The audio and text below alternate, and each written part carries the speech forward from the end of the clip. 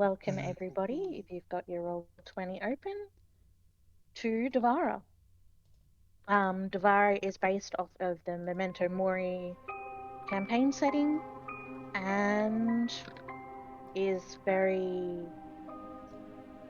dark fantasy and gothic inspired. So I sent out the little list of things that may come up.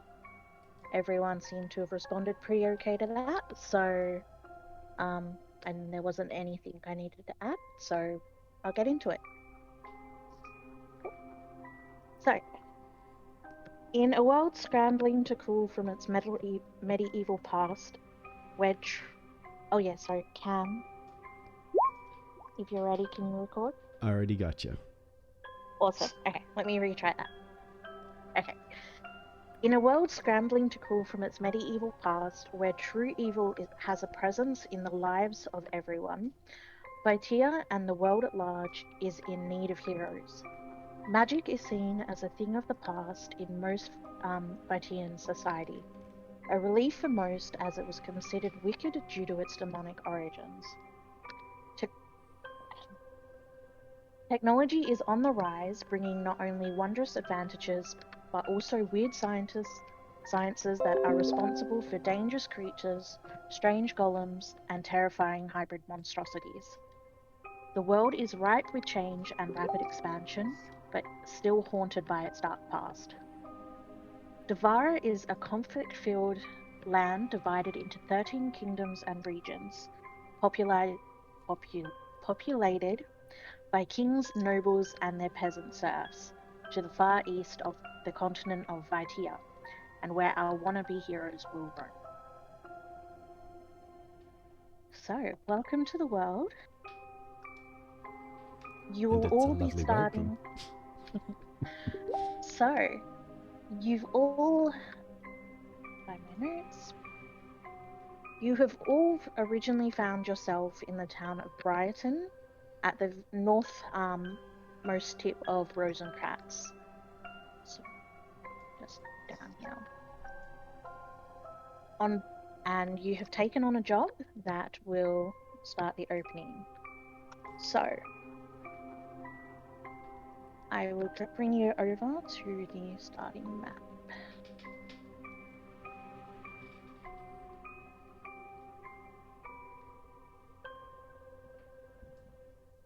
Has everyone's map loaded? It's, well, rendering, but that takes a while. It's coming on through. Yes, I got it. Oh, okay.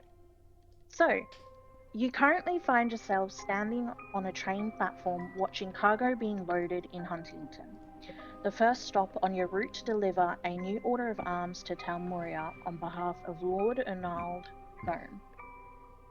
Due to Talmuria's tumultuous past, it is not uncommon for the leadership of Rosencrantz to sell arms to Talmura despite their growing debt. However, this is the first time they have hired additional unaffiliated guards for a delivery. This change, as you are advised, is due to the growing spike in attacks by the vile creatures that plague the region of Gothia.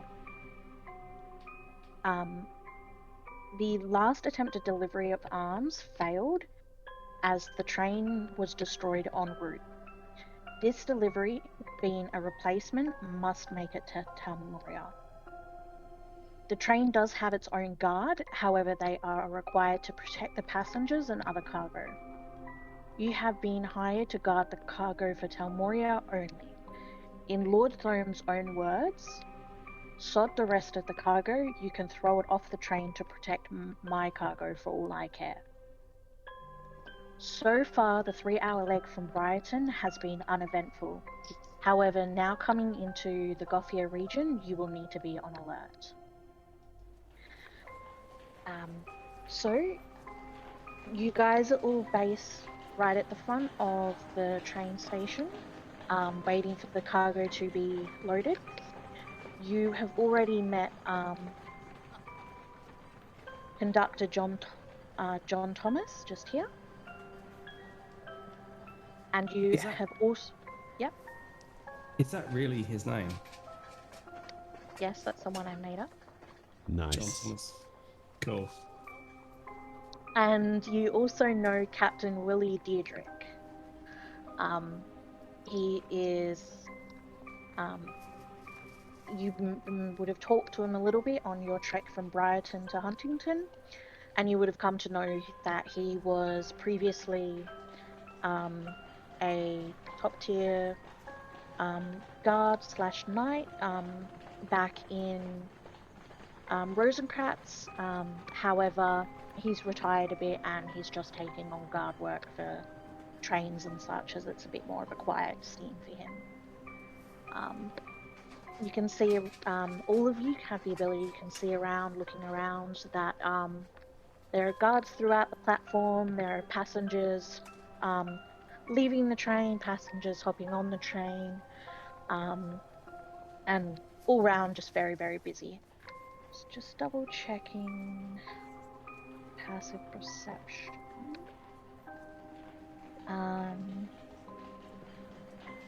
Yep.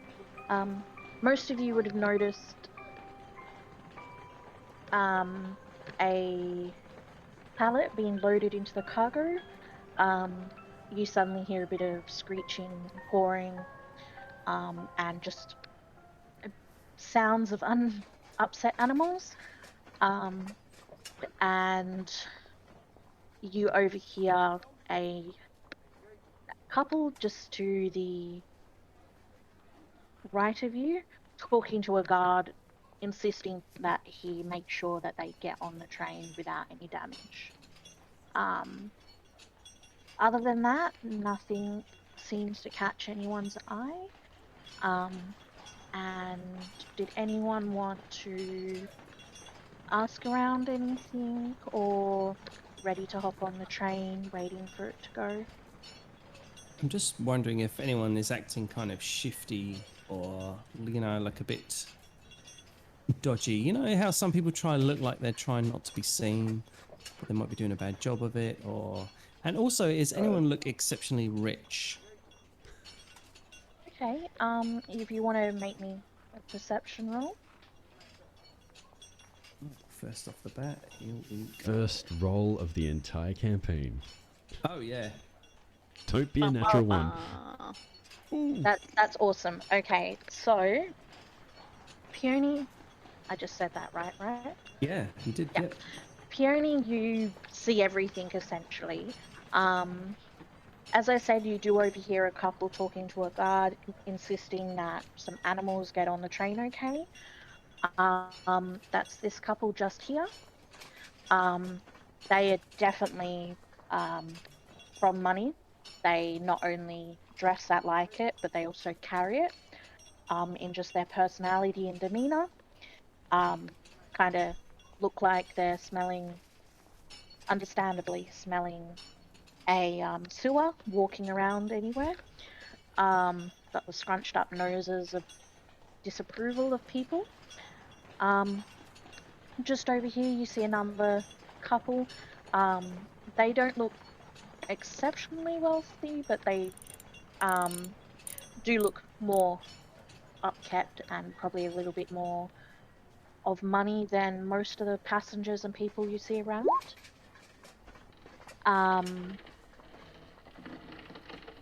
I will fix that in just a second, Wayne. And of shifty people, you don't really see shifty people, but you do see shifty children. Right. Like, Like gutter snipes type thing. yeah, couple hiding around behind the boxes, possibly wanting to jump on the train and just blow it or pickpocket a little. Nothing unusual, to be honest. It's not weird to see kids around train stations. Cool.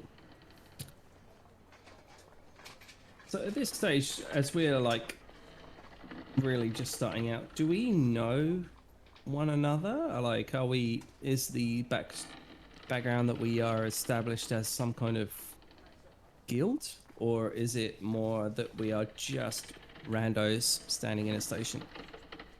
So, not really randos to each other. So you took the contract from Lord Thome in Brighton. You would have all approached him together, and he would have given you the contract, told you what was required, taken you all on, and then you would have all met at the Brighton train station. And between Brighton and Huntington, you would have all got to know each other a little bit, or at least each other's names. Just can we maybe go around through the line just to introduce ourselves and what we might have told one another? Yep, just so. Let me just. I don't know why you can't see also the HPs, Have they because actually put everything's. It may not have been entered. No, it's entered. I put it in. see nameplates and on the right hand side see others? Yeah, Yeah, I there's don't know why sneaky there's 3 dots at the top. 3 dots. See edit, visible to everyone. Yeah, higher permission C. No, Yeah, but they should all be able to see it. sure you gotta have the tick box see and edit, but then there's also a drop down box which is like visible to everyone, not but visible to editors. Change that. Hold on.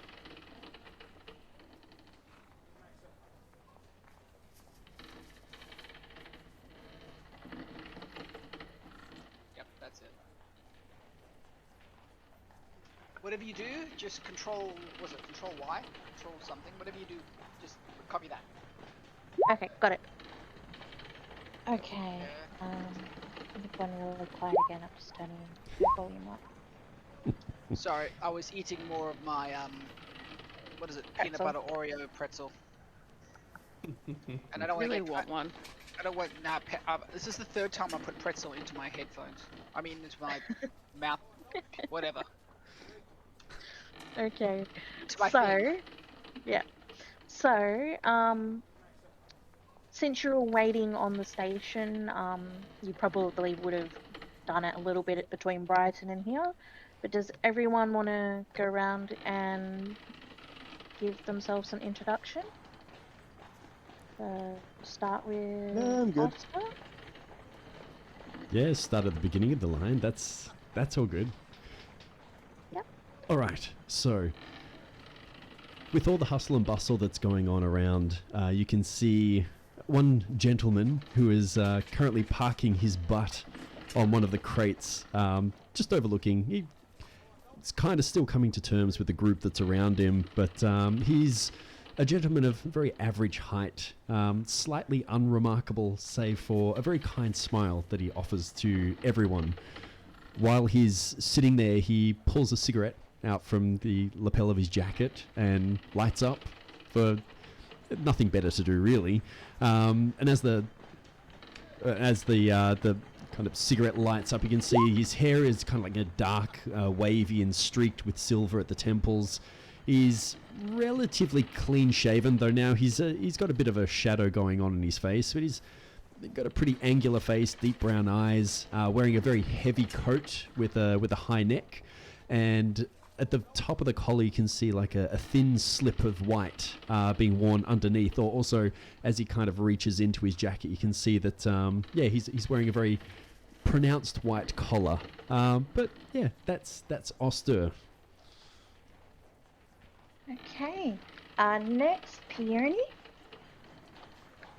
So, as your eyes sort of glance over Peony, you would notice that she is quite a stunning, dark-skinned, coffee-skin coloured lady, probably around about 27 years old. Her dress isn't entirely conformative to the usual sort of standards, as it were. Like the dress is a little bit different, more sort of loose flowing silks. You would see that she's wearing kind of magenta colored like pajama trousers that have like this beautiful gold embroidery of a suggesting a sort of a distant land or a distant origin. She wears the faintest of veils over her face, so you can clearly see all of her quite striking features, but she wears a veil over her face. She her face very rarely drops from being a smile. So whether it's just a slight sort of bemused kind of smile all the way through to like a big beaming happy smile, she's always seems to be quite vibrant and energetic, incredibly good looking, of average height, and yeah, like I say, about sort of 27 years old. Doesn't seem to have any guardians or parents with her where she is, so she seems to be an independent woman of Rosencrantz. And yeah, that's Peony, really. Awesome. Next would be our resident nameless.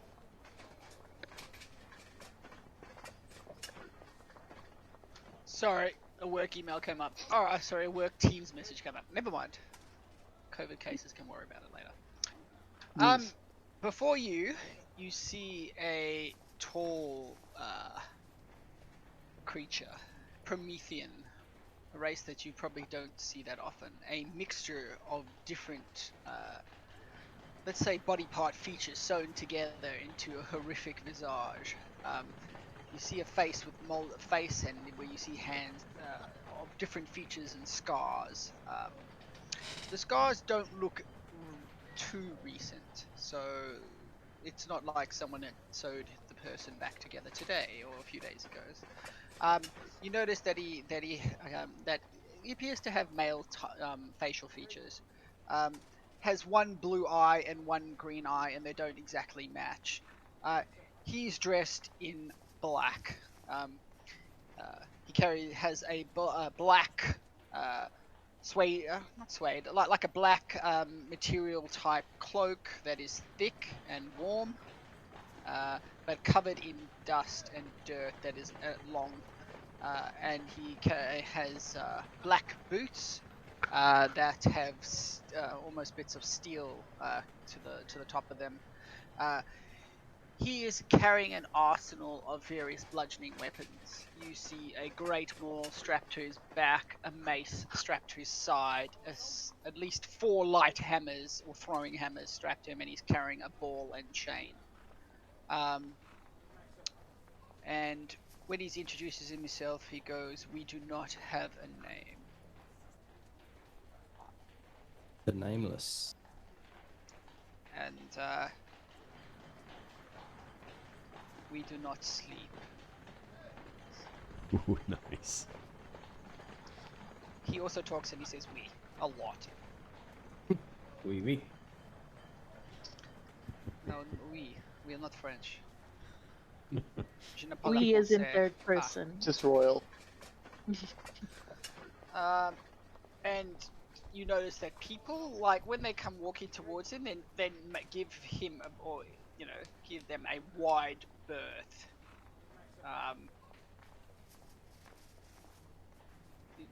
When you look at when he looks at stuff, or everything is just alien. That is who we are. I would also like to point out that most of you may have heard of Prometheans before, even if you've never seen them. And most of you would very likely have a concern about him being present. However, that's just because most Prometheans tend to end up within criminality. But overall, most people do tend to be more pitying towards Prometheans, as it is not their fault they have been created. They are just unfortunate people who have been sewn together to create one. Continent-wide, it is mildly considered unethical to create a Promethean. So, next one, Arvin. So you see a handsome man walking through the bar that's dressed up very much looking like a rogue, except the hair is perfectly styled and the beard is perfectly trimmed and the clothes look way too new. And he's got a rapier at his side, but he's moving about like he has no fucking idea how to wear it or use it. But he's trying. And he sits at a table drinking a beer alone, attempting to look threatening and intimidating. It also doesn't work very well. You get the feeling he comes from a rich family and is looking for adventure. Is he Probably going to die tall? very early. Does he have like dark hair, blonde hair, beard, no Oh, beard? yes. Sorry, he's got a beard, close cropped, very well manicured, long hair in braids that look like they've been recently done. Oh, that's cool. And I'd say he's like middlingly tall. We'll go like 5'11". Not quite 6 foot, like still got that strutting complex because he's not quite up there.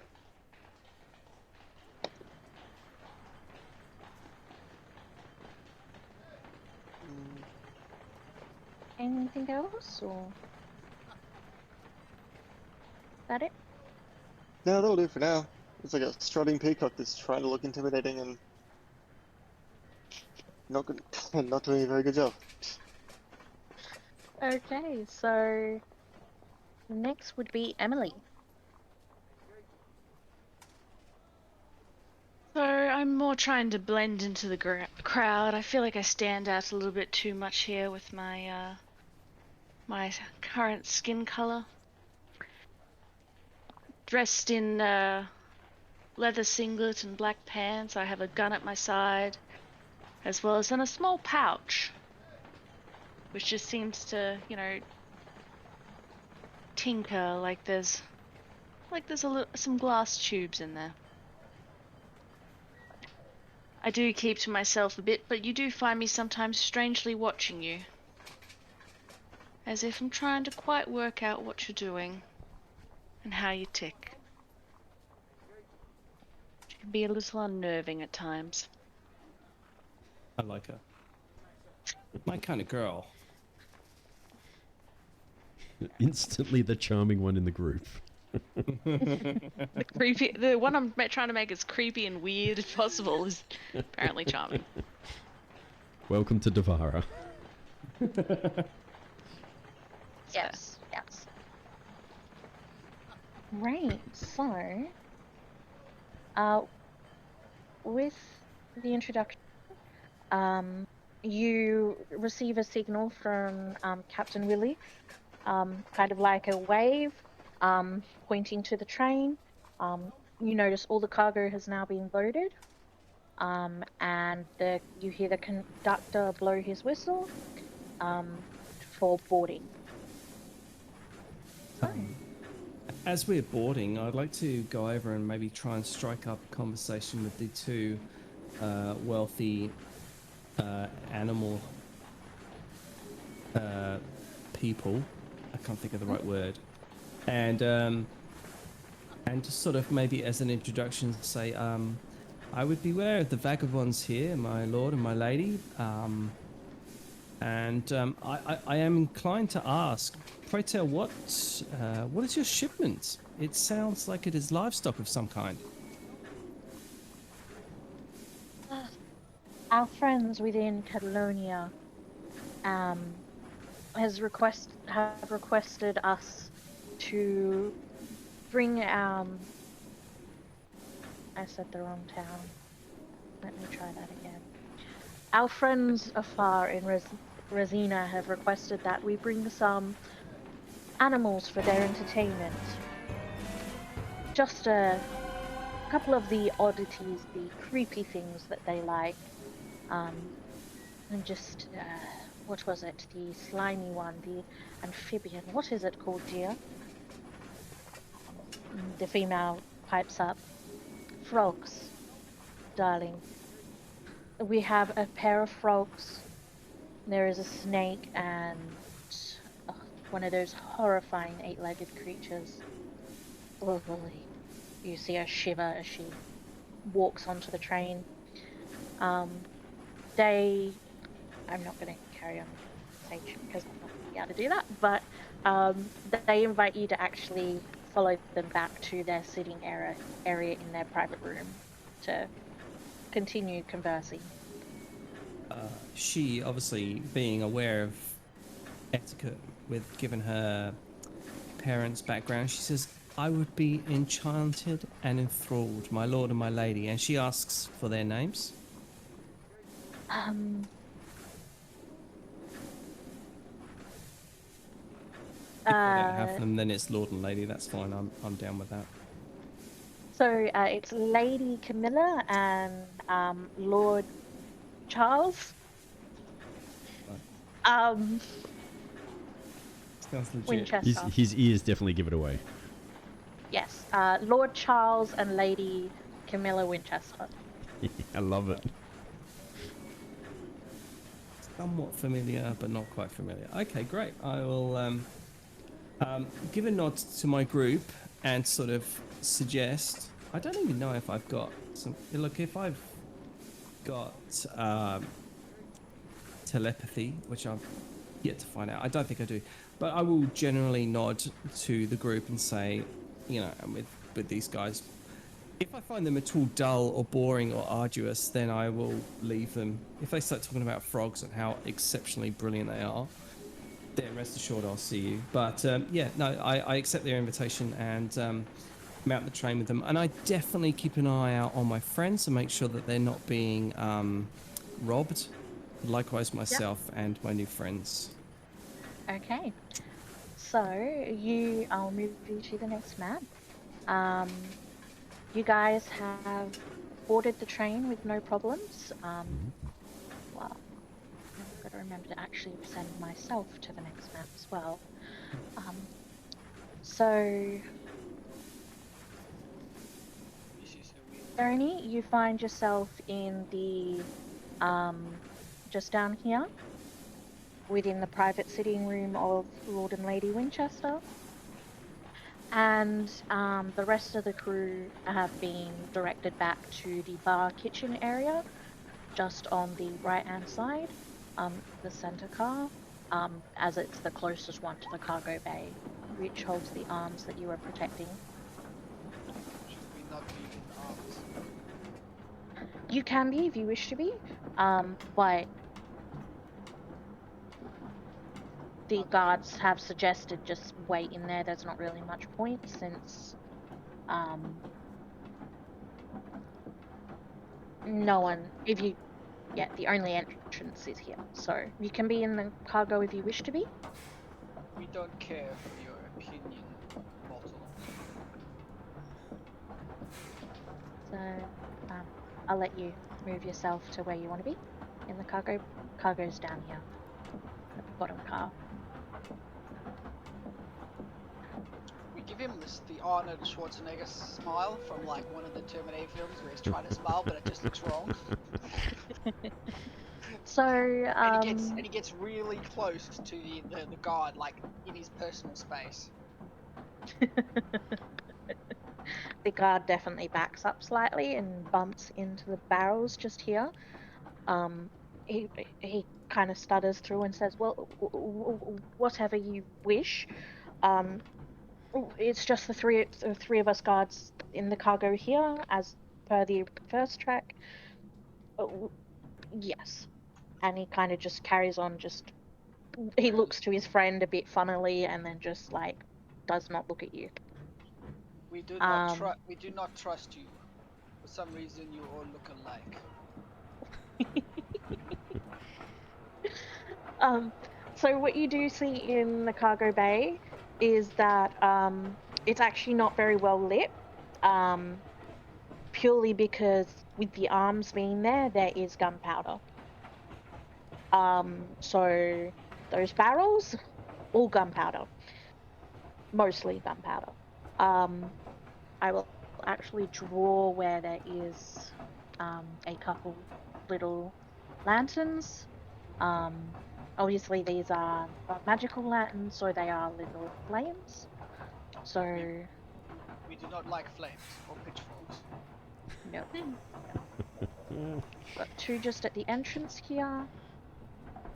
Two just up here at the back exit to the train. And one just here, but it's been very kept very low just because of how close it is to the barrels, and one over here. Sorry, So- can you identify, please, which was our cargo in particular? So these barrels here Mm. are gunpowder. These are part of your barrel. These are part of your cargo. Mhm. And these 5 large crates here. So Where? in them, Thank you. just here. The 5 Alright. large There it ones. goes. We climb up on top of crates, sit down, and look at everyone. Okay. And I tell God, move away, you're too close. Guard just nods and goes over here. Uh, So you're smart. You maybe live longer. Not much longer, but slightly longer, especially than your 2 brothers. he gives you an utterly terrified look. So over in the sitting room, Peony, you are being lovely chatted up, lovingly chatted up. The conversation did go surround the animals at first. If Peony's still there, I don't know. He's away. I I'll think. come back to Okay. him. Yep. I'll come back to him. So the 3 of you who are remaining in the bar kitchen area. So Oster, Arvin, and Emily. It's just a couple of patrons from the second class, just drinking, having a bit of food. Because down here you see what you assume would be a grandfather and his grandchild, um, an elderly man just here, a barman just over here, Ah, gotcha. um, a couple of cooks here, and you see a couple of guards happily munching away on some food up the top there, and another guard just here having a bit of a drink. You So, do just, know. Hmm? just can I ask, does the train start from the right hand side, go all the way up, and then loop over? Is that sort of like the design of it, just because of the Um, limitations on the page? Like, yeah, is so this the front of the train? this here where I'm pinging is the front of the train, and the Sorry, what? cargo is the back of the train. Can you ping again? So this is the back of the train. So the cargo where you are is the back. Yep. This is the second class. And then over to the left, you see the roof of the second class at the bottom here. It goes into the I can't. private quarters, I can't see any of your pings. Are you pinging on our layer? I believe so. Options, tokens, yes. A bit of a lag, so. Okay. So, Right. Hold on, Bottom. let me change my color. That might help. Yeah, I guess it's I'll be confusing. bright red. There we go, bright red. So where you are is the very back of the train. Yep. The left-hand side of the train, what you see, that is the front of the train. So the control room up here is the very Okay. front of the train. I got Yep. it. Cool. No problem. So you guys would already know from the first leg of the track that there are guards in every car. So you know that second class isn't considered all that great, so there's only 2 guards there. The private quarters have 2 guards guarding the halls, making sure that no one from second class dare come up. First class has a couple of guards, and also Captain Willie is protecting up there, and he is also protecting the entrance to the control room and the guard room and the engineer room. So there's a couple of guards up there as well. Very nice. Um, Oh, God. so Simon, you're back. Awesome. Okay. Yes. So Peony is being lovingly chatted up by the Winchesters. You were worried at first for the first probably 5 minutes of the conversation because they did appear to start wanting to talk about the cargo, the creatures that they are bringing with them. But you realize very quickly that this is definitely a favor for the friend because neither of them adore the creatures in the slightest. They find them utterly disgusting. But friends, you've got to do them a favor when they do you that. And when you You, care for them, you do things for them. They sound like good friends to go to such efforts. Who are your friends? I may well have heard of them. Are they collectors of these sort of creatures?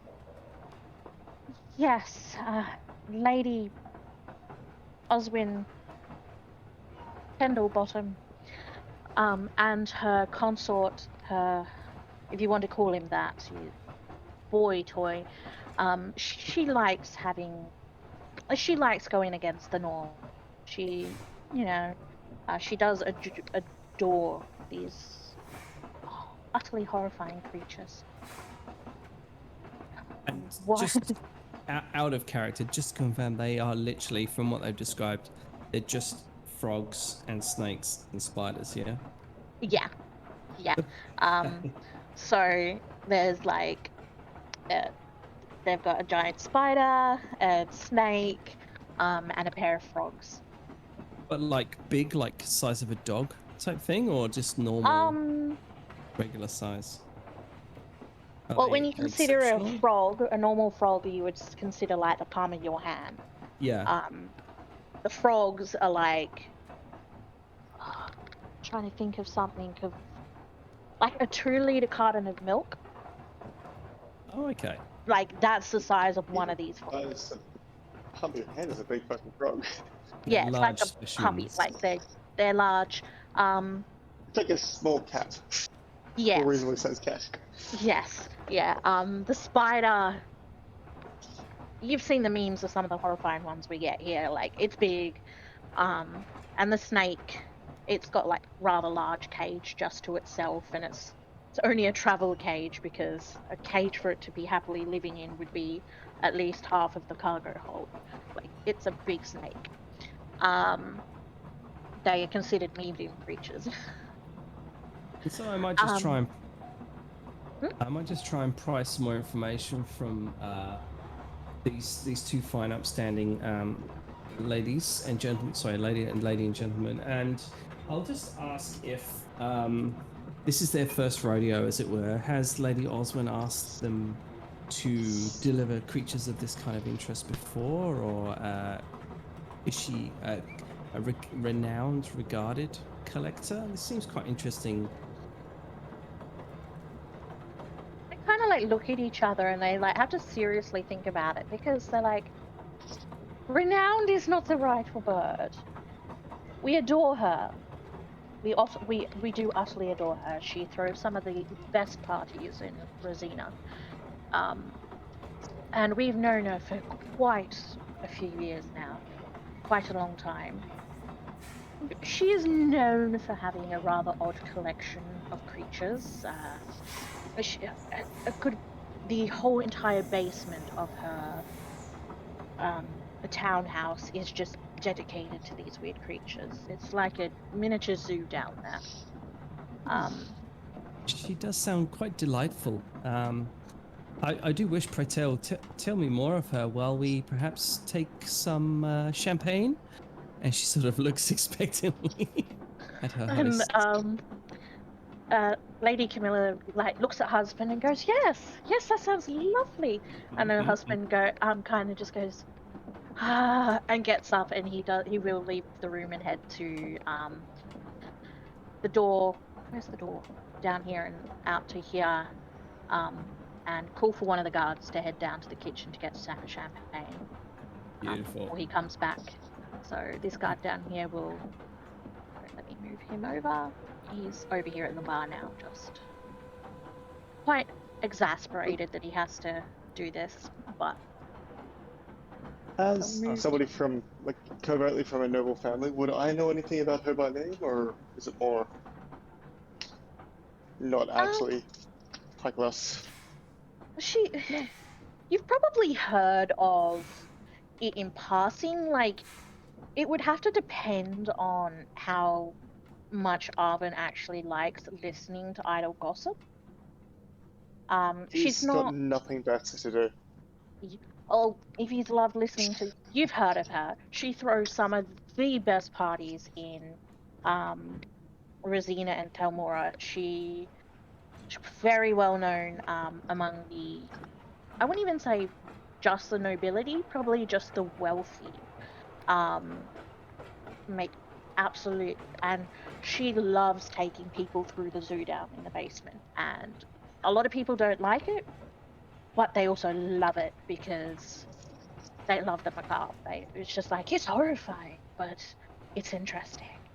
We have to see it. It's like the thing to do when you go to Rosina among the wealthy. Visit Lady Pendlebottom and see her horrifying zoo. First, first of all, like it sounds like a chips dips when they go at party, but you take them down to dungeon, then it becomes chips. Well, if you consider, well, yes, considerably, because a good chunk of the cages would have chains holding them shut to make sure the creatures don't get out. That's not what we mean. I know, I know that, but yes. So, across to Arvin and Oscar and Emily, are you doing anything in the bar kitchen area? Absolutely, I'll be propping up the bar and ordering some sort of libation, probably still with cigarette hanging out one side of his mouth. He's pretty happy, pretty easygoing, and just asking how the barkeep is going, and kind of looking over to Arvan and to Emily and kind of using his head to motion them over. I said, well, we're going to be keeping good company for a little while yet. How about we share a drink? Look, I'm always down for a drink, but while I'm doing that, I'm looking around for something to steal. I don't even care if it's worth money. Just, if it looks like the owners don't watch it, I'm going to take it. But beer mat. I'll still sell beer. Fuck 'em. Give me a stealth roll.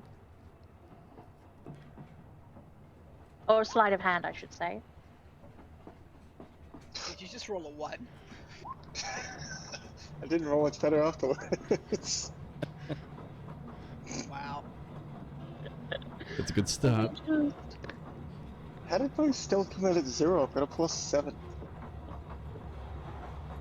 It didn't. You got an 8 score by the look of it. Ah, right. There's no bonus. You get smacked over the head by the gentleman's cane. Oh, that's. He rolled a nat 20. Like, he's. I will look very sheepish and just wander back over to the one beer that I already have. You just hear him mumbling. Austere just smiles and shakes his head. I think you're going to have to work on some of those skills if we're going to make use of that kind of activity later on. Perhaps we can work on it. What do you think? Exactly. I'm trying to practice. That makes perfect. Austere's just going to look over his shoulder at Emily. So, care to join us?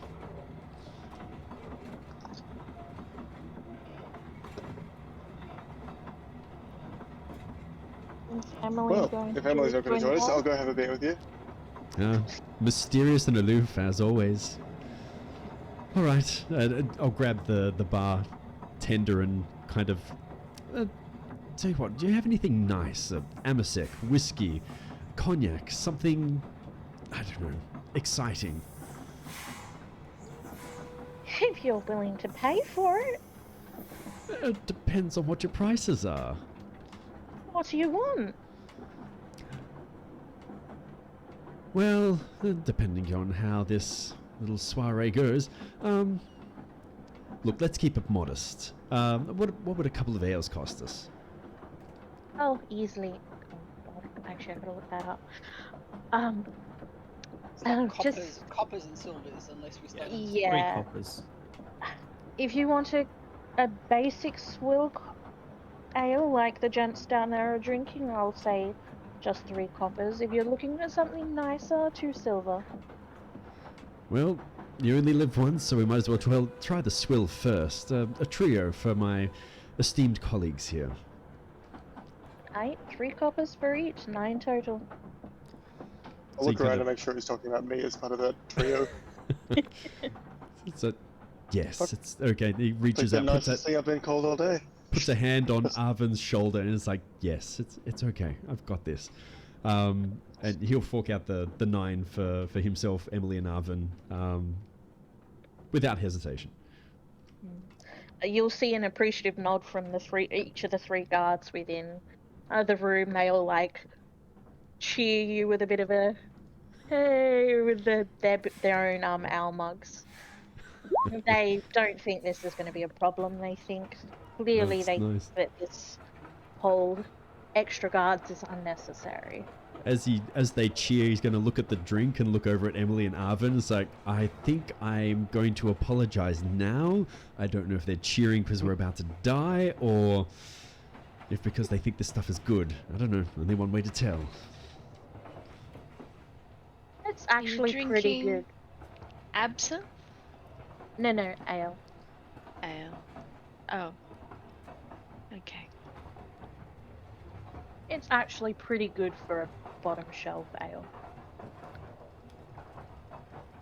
Peony, you would have actually received your lovely bottle of champagne by now, and you'd be opening it with Lady Camilla as well.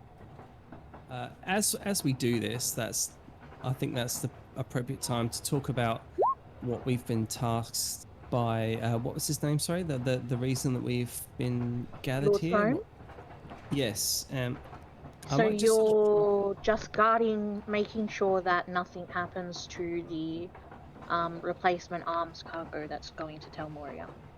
So yeah, I might just maybe, I don't know, sensationalize and say, "Oh, you're so brave to deliver these animals in light of everything that's been happening on the railroad recently. Have you heard anything of any interest? Perhaps something that has piqued your interest? I find it to be somewhat unsettling myself, and sort of pry for any kind of knowledge or information that she might have." Camilla kind of just shakes her head a little, like with a bit of a confused look. But roll me a persuasion. That is actually my middle name, so Persuasion. 10. Fascinating. 5 plus 5. Enough. We thought your middle name was Duh.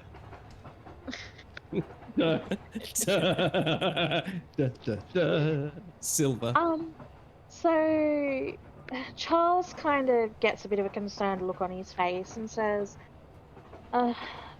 there was one train that met an unfortunate end recently with going through the Gothia area. The barbarians here just have not been able to keep on top of those creatures coming from the north. But overall, it's not been too bad. 1 out of almost 10 a day over the last 3 weeks. There's, when you consider the statistics, it's still a hell of a lot safer coming by train than if we had decided to go to Resina via boat across the lake. It is dangerous, yes, but every form of transport is these days. Peony nods and she tries to sort of find out about more. What do you know, pray tell, about the creatures that attacked the other unfortunate passengers of previous trains? Is this something that she would know? I don't want to sound like a dummy. You would have heard of creatures, that there's these weird creatures, but you wouldn't have heard very much about them, especially not in Rosencrantz. Gothier are trying to keep what they are quite quiet. Excuse me? So... Sorry, Hannah? Nothing. Okay. Charles will he's like, I don't know much about them. I know they're considerably disgusting. Apparently they can cause horrific nightmares at the sight of them. Honestly, the barbarians are just... They really like to keep these kind of things to themselves. They don't want anyone else joining in the fun or whatever they call it for hunting them. So we just let them be. I mean, after all, when there's all these kings in one area, it's best just to leave them be. She nods and does her best to make small talk with them. Awesome. Um, while all this is happening, probably about an hour of your train ride to the next leg um, has occurred. So you're about halfway there. You're halfway between Hunting and Catalonia. Um, Nameless, can you roll me a perception check?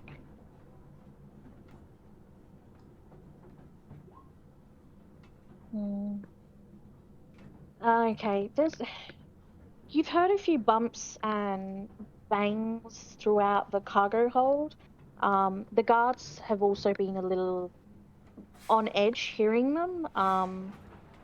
But overall, nothing has really made you or the guards think it's anything other than cargo shifting along the tracks.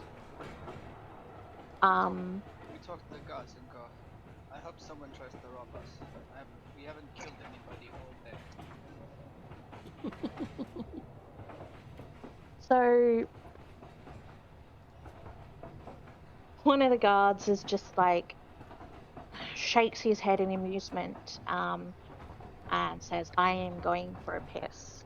And Leary just walks out, closes the doors, and walks out onto the barrier between the kitchen and the cargo. Um, the other two guards, this one kind of like smiles at what you said, like kind of like, yeah, that would be fun, but is also like, I don't like you. You're scary to me. Um, and the other one is kind of like really focused on these crates over here. Um, you're guessing he's probably being slipped a few extra gold by the Winchesters to keep an eye on those ones, as those silver ones are the animals. So, We do not like idea of zoo. People poking at us. sorry, Wayne, I can't hear you. I've got you at full bore and I still can't hear you. We did not like the idea of zoos, people poking at us. The guard over here by the animals, he just says, I am not surprised. Your form of how you the way you created is just was not right.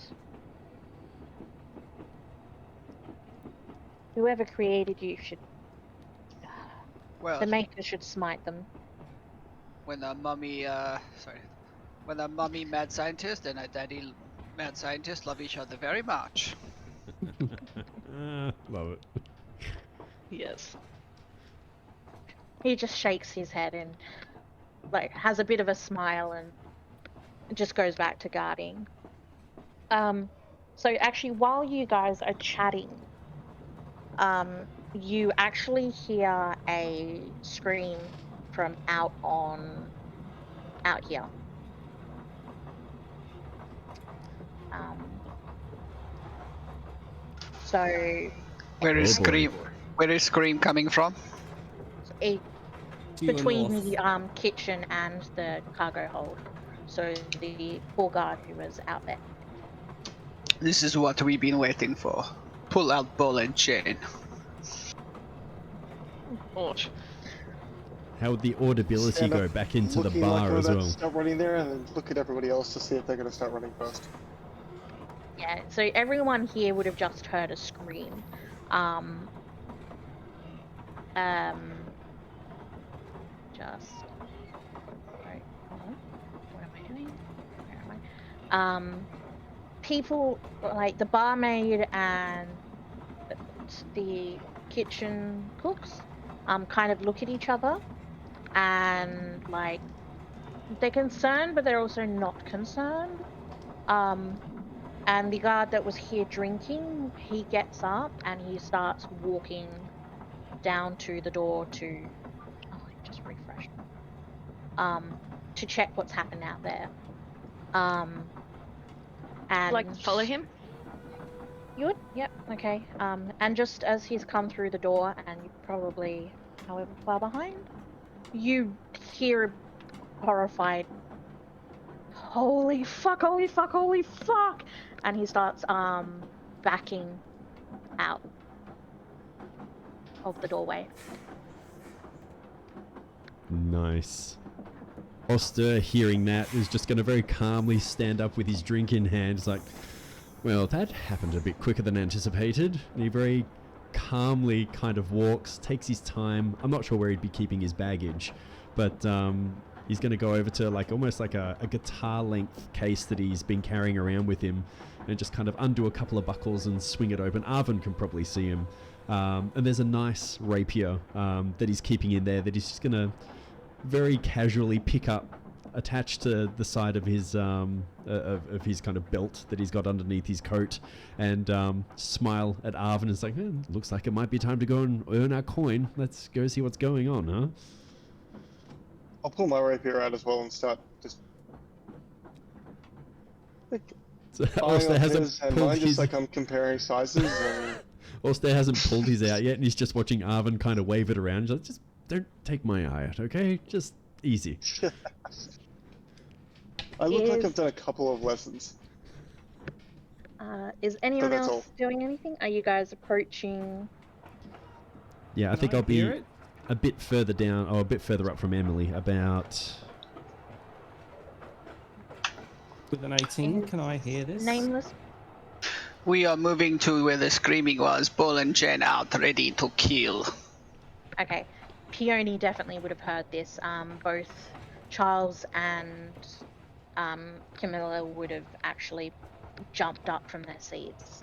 And how far away is Peony from this action, like given the train is lengthwise? Have I got to get through 3 or 4 carriages, or? 5, 10, 15, 20, 25, 30, 35, 40, 45, 50. Yeah, you've got to get through a few carriages to get there. Okay. Sorry, just a DM question. How do I bring up the initiative order? Oh, click Oh, on yeah. the clock in your little menu Yep. bar on the left. There you got it. Yep, that's it. Awesome. Okay, so at this point, I want everyone to roll initiative. Woohoo, bad. first roll. So while that's happening,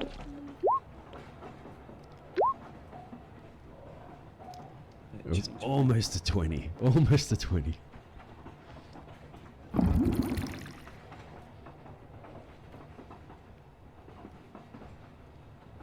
Ooh, you still have to click on your icon, don't you? yes. Indeed. Well, that was lucky.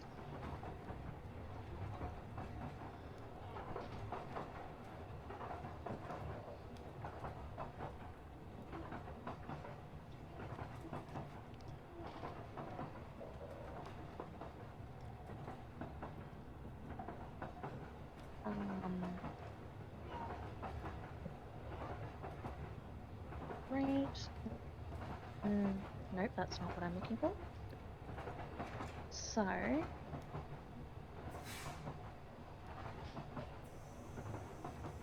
so how do I do this?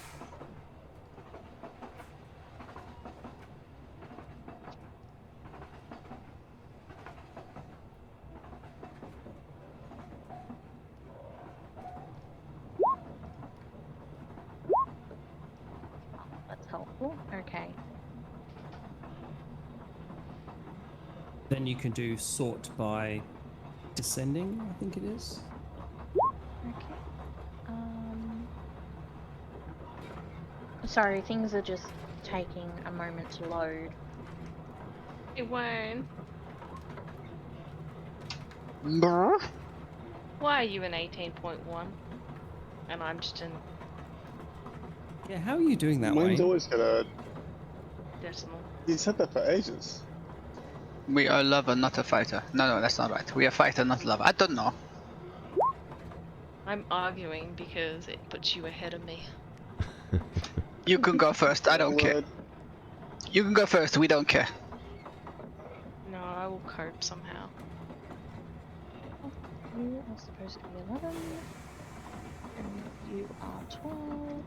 Everyone rolled their initiative. Yep, I think we're looking good. Willie's in there too. And guards are in there. And Perfect. guards. Okay. Back to the chat.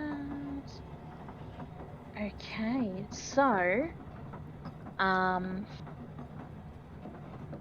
just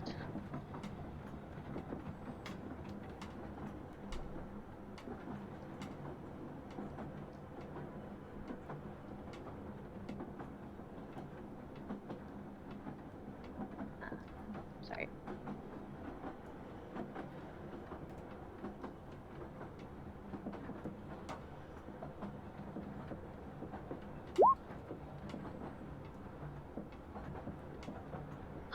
It's taking forever to load.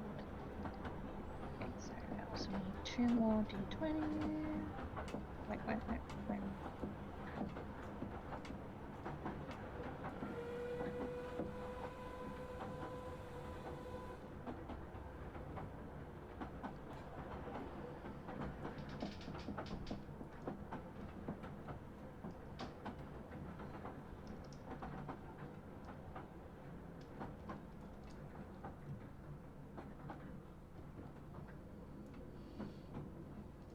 It's loading.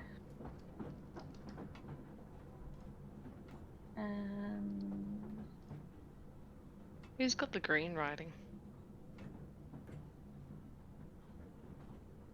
We have green lighting. Ah. That's why we have we. Oh, Collective. my apologies. Okay, so Arvin, you've heard a scream and you're up first.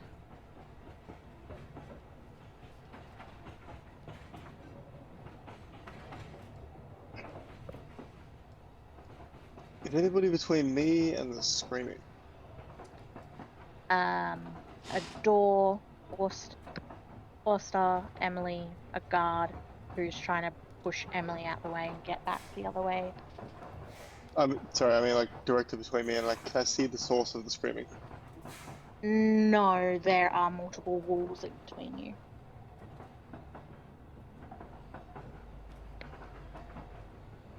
You will have to go out this door here and down this corridor. Now which And to door be and able to down get which to this corridor? door.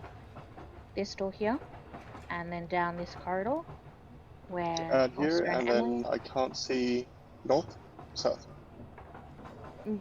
It's walls, you're inside a train. So you said I've got to go out this door here. Yeah, out this door here, down this hallway here, and get to this door here. Other way, for the screaming.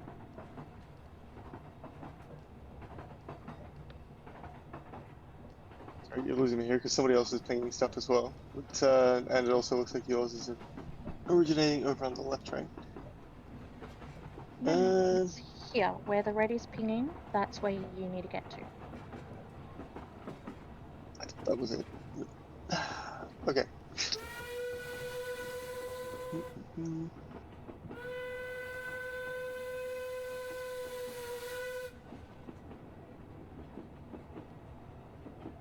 I will dash bravely to this point here, and that's my 60 feet of movement.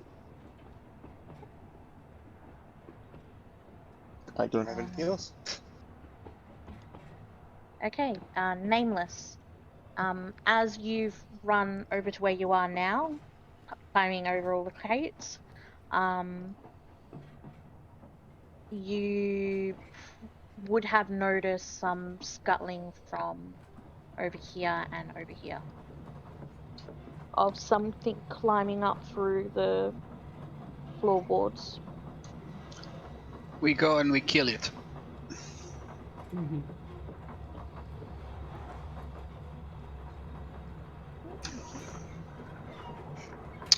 We will use Great Weapon Master, so take -5 off and add +10.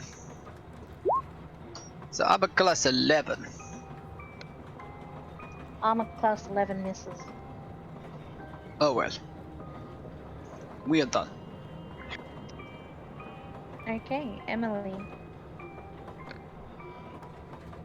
Ah, so I'm going to push past the one in front of me and move further distance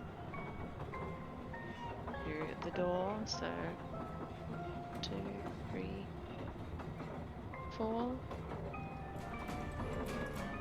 And I do believe I see. Is this some sort Yes. of bug creature? Sorry, let me just figure out how to show you handouts of what you see.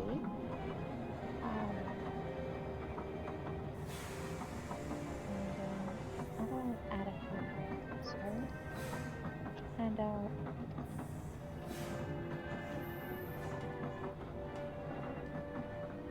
Okay, 5 seconds while I figure this out.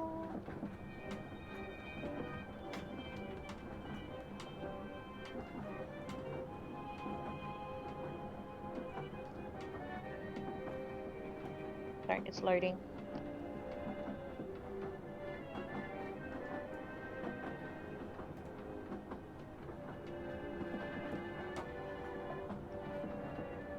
There we go. Show players, show to everyone.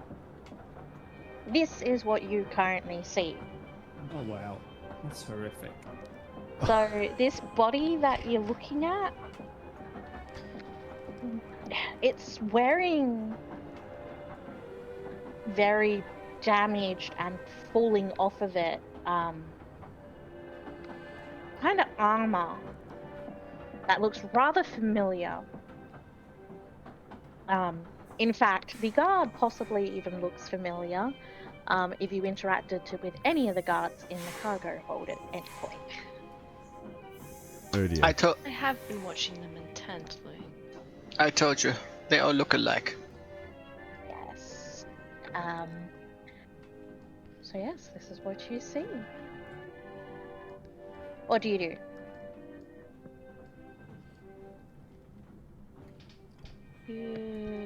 Technically, at this shorter range, it's a disadvantage to shoot with the pistol. Yes. Okay, that is fair. Instead, I am going to reach into my little bag and cool. All right. Excuse me. I've got 2 pages up, so I'm just trying to read. Alrighties, I roll to attack Edwack.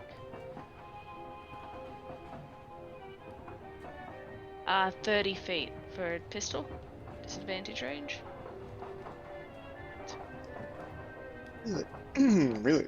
So you're Yeah, a so disadvantage it's, with well, everybody. it's 30 to 90 feet for a pistol. Yeah, so if you're closer Because than even 30 the feet, you're at close disadvantage. Even the close range gunfighting though only gets rid of that disadvantage within 5 feet though. So either you're 5 feet or 30 feet. Everything in between you get disadvantage. If you're close gunfighting, if you're closer than 30 feet, it's fine. I'll just say it works. There's some of the Memento Mori stuff is a bit doesn't quite make sense, so I do have to add allowances there. Yeah, I'm gonna actually. That just seemed really weird when you had like the 5 to 25 feet, not disadvantage, but outside those, pretty good. Yeah. So yeah, if you're closer than 30 feet, with the close quarters gunfighting, then you can be okay. I'd also say 30 feet seems like still quite a distance, so that if you're closer than that, that does seem a bit weird. Yeah. So I'm Wayne, going what's to the average actually distance say to be shooting a target with a pistol? Should be 30 feet.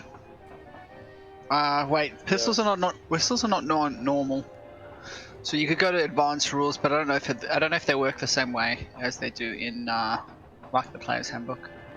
But I would treat a pistol without actual knowledge as a hand crossbow. So 30 foot, was it 90 foot, something like that. 30 foot, 120 foot, something like that, until we figure it out. That close range gunfighting is a good feat. Sorry, Is let it me just scroll to standard? the page. The close range gunfighting? No, it's been admin. You've got to go to manage feats. Oh, okay. I already have firearm specialist. You get a bonus feat. That was the bonus feat she took. Oh, that's unfortunate. Swap. Sorry, let me just see what it says on the book about pistols. Doesn't really say much. I would just go with the D&D Beyond rules with the pistols Anyways, because they're pretty much the same. I would like to reach into my little bag.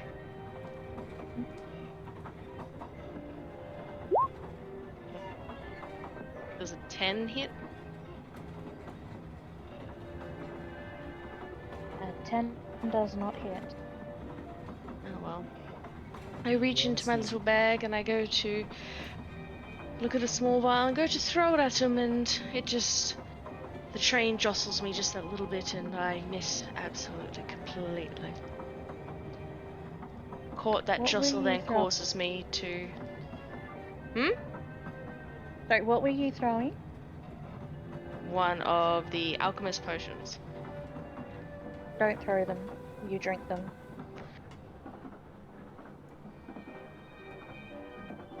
Wrong alchemist. So it. Can I? It's I just prefer to the say thrown for a flavor thing. I understand that it's probably a drink effect, but it misses completely. So I drink it Okay. and it just never works. No. So you've taken the are you using the alchemical compound? Yes. It's just flavoring it. It's fine. You know. Let me get away with it for this turn. I've missed completely, and we'll do it as a saving throw thing next. Because I just got to calculate that. So I'm just rereading the entire thing because I cannot remember. Just be aware that some things are like your spell attack function. You roll your to hit and you hit it, or other things where you hit and that sort of has to make a saving throw. Like just treat it like a feat, except it's flavored as a what do you call it? Sorry, not as a feat. Treat it like a cantrip, but it's flavored as a infusion. Yeah, that's okay. So you were throwing a fragmentation bomb. Electrical compound. You've only got 2. Okay, well then fragmentation. And it missed completely. Okay. So Okay. just Alright. quickly, sorry, when I'm reading that pistol thing, is like you don't have disadvantage within 30 feet, and you have disadvantage, but you can shoot up to 90 feet.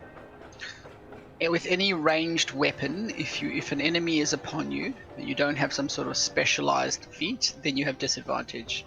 So Oh yeah, like within the 5 feet, but like that's you got range just 30/90. Isn't that just normal just shot to 30 and then yeah. It's disadvantage to 90? It's saying it. Okay, look. Assuming that everything works the same as in Jess's campaign, which I'm not sure. If your target is within 30 foot of you, it is just a regular attack roll. If it is within 35 to 90 foot, it's a disadvantage, and if it's at 95 foot, you can't hit it. Yep. But Cool. your DM needs to make a decision whether or not we're following those rules, or whether or not we just go with it and then look it up between the next things and maybe make some changes as we go along. So if you're within 30 foot and it's a ranged attack, then you can attack. But if you're within 5 foot, unless you have the close quarters gun feat, it's a disadvantage because you're too close for a ranged attack. And if you're over 30 feet, then between 30 and It's also 90 a feet, it's a disadvantage. disadvantage. Yeah. So ideally, you want to be somewhere between 10 to 30 feet away from the target to be at a normal Sorry, I may have misheard you before. I thought you were saying like less than 30 feet. They're at disadvantage. Like, but that seems weird for a pistol.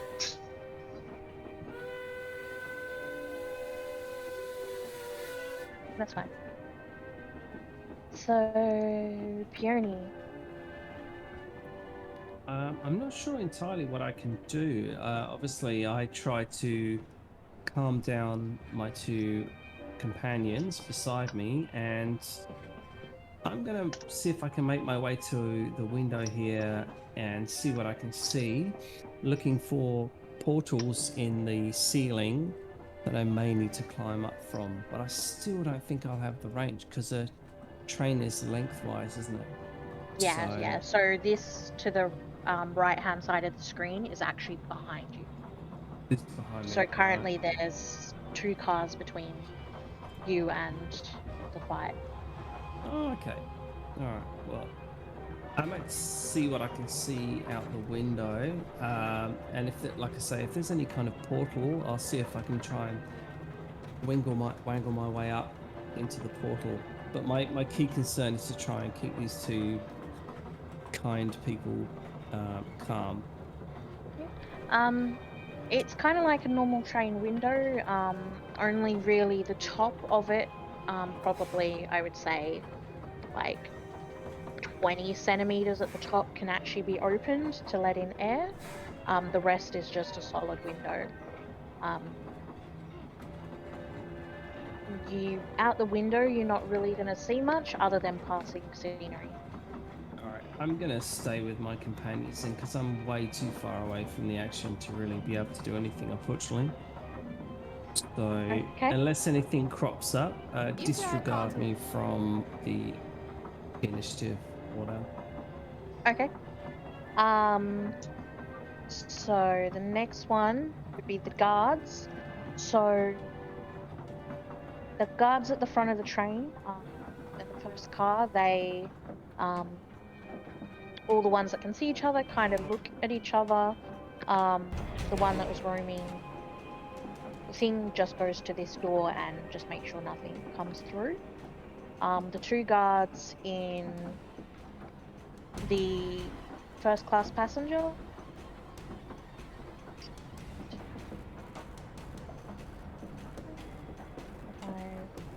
Ready. Start running down. 30. So he would actually be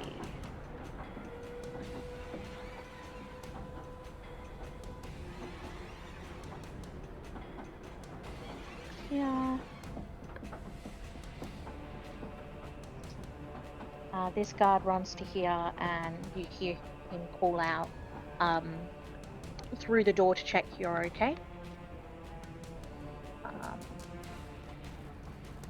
Yeah, we reply that we seem to be okay so far. What's going on? I think is probably what we would say.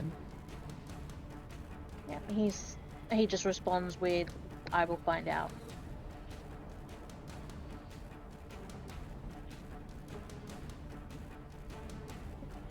Um, 30. These guards are running towards this. This guard has started to actually back up, so he's just backed himself into the corner. This guard has run to the door and is has seen what's going on and is going to run to attack.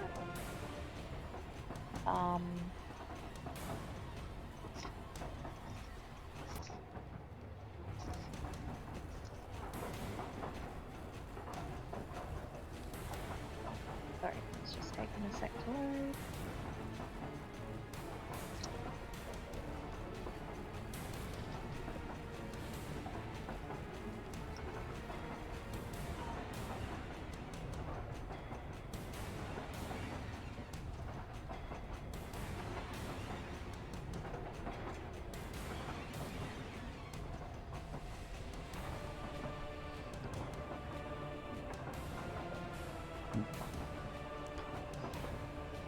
Oh no.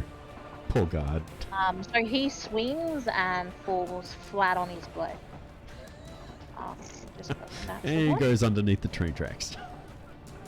Thankfully, he's only like prone, so I'm just gonna. Just staring down at imminent death. Jesus.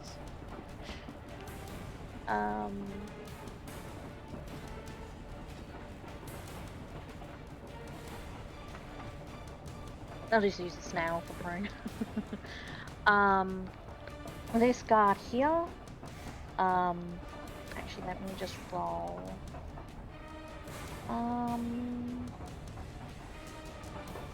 Perception is intelligence, isn't it? Nope, he does not see this one here. He's just running towards the screen. 5, 10, 15, 25, 30.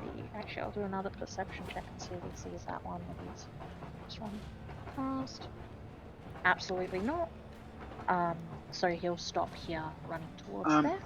Jess, you're making intelligence checks, not perception checks. First of all, perception's a wisdom score, but it also should just be an actual skill, if you know what I mean. On the character sheets I have for them, it's like it doesn't have it here. Well, Does it have wisdom? Yeah, I made the mistake of going thinking it was intelligence.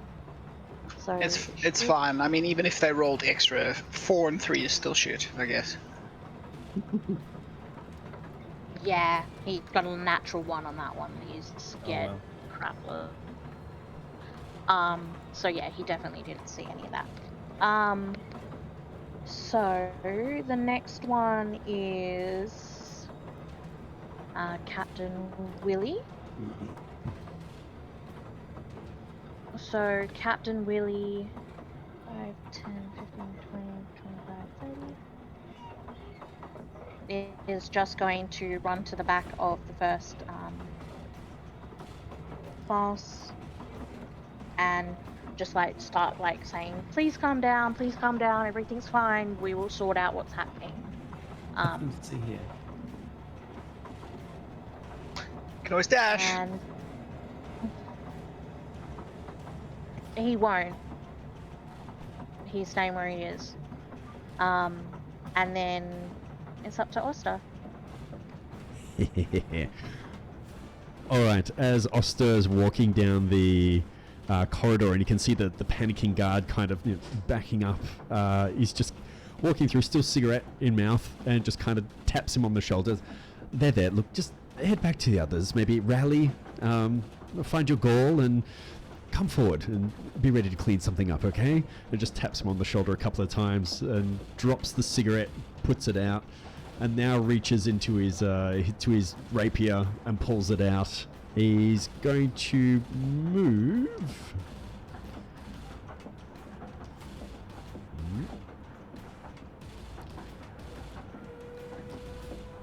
He's full 30 feet, which will be to there. I take it the door would be open at the moment. Yeah, it would have been swung open back against this wall here. Oh, so you'd have clear vision. Line of sight. So holding the rapier, he's just going to kind of pause for a second and shrug. It's like, well, pip pip motherfucker, and he's going to reach into his jacket lapel and grab the butt of his pistol. And as he draws it out, he's going to kind of spin it laterally in his hand and bring it to bear on whatever that weird human centipede thing is next to Emily. Let's see how this goes.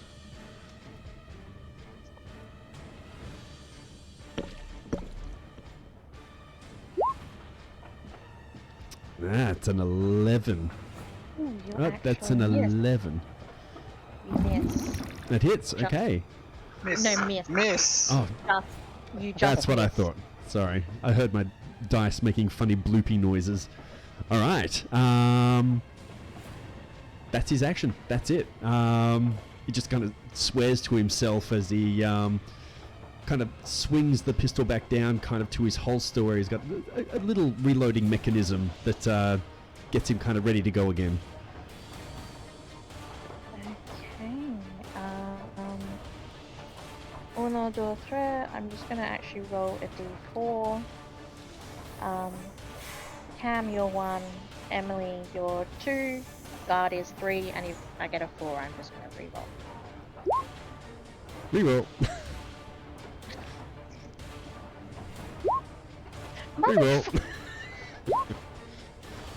Cam, Ah, no. it's you. Okay. So,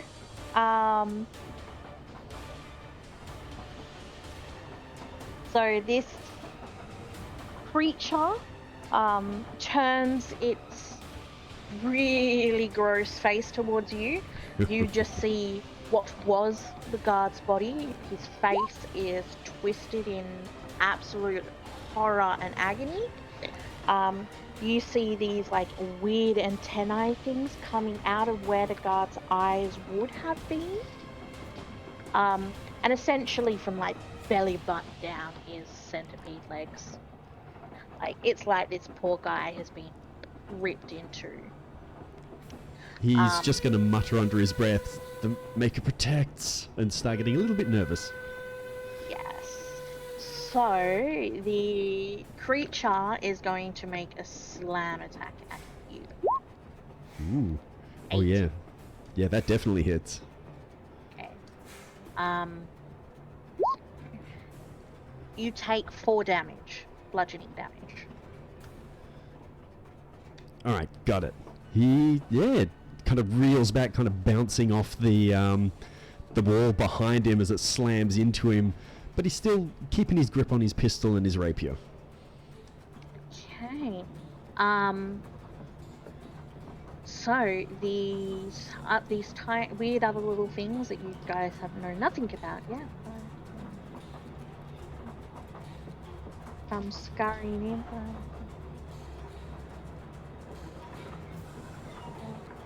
They don't really walk straight.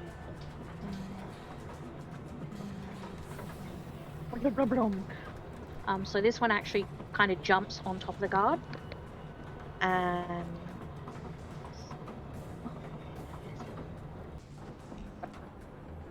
one second, technical difficulties.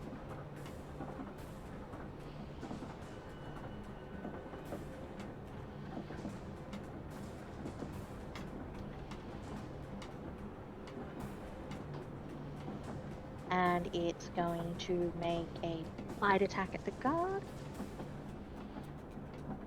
Does a 9 hit?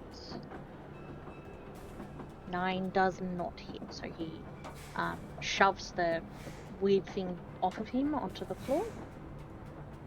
And this one here is going to scurry up the side of the boxes and go for Nameless. And go with a bite attack as well. Does a 22 hit? Yes. 22 hits everybody. Oh, yeah. You take 5 piercing damage. Okay. Back to Arvin.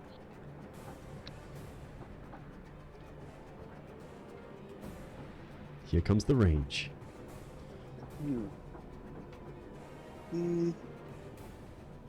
Yep. Sounds good to me. So if I duck through here, can I still see the... You will get an attack of opportunity from the creature because you're going past its range. Oh shit. Is that not one of us? Okay, let me zoom in a bit. Yeah, that is definitely not one of you. That is a creepy ass creature that you see. Just the weird looking thing, not the person looking thing. Yep, this one here, not human. Was human, not human now. Alright. Is the guy next to it now, eh? With the creature, yes. And I would say if you adjusted your positioning, you probably could see it through the door. I don't mean going forward either, I mean just probably putting your back to the wall. Yeah, I'm thinking I'm gonna move 15 feet here, I'm gonna take a shot at it, and then I'm gonna move 15 feet back over here. Here you'll be within 5 feet. From here. Uh, Whereas where you are now, if you moved your character back against the wall, you would be able to see it through the door. here. Yep. Yeah. Sorry, that's roughly what I was going for. But I'll go for that. Okay.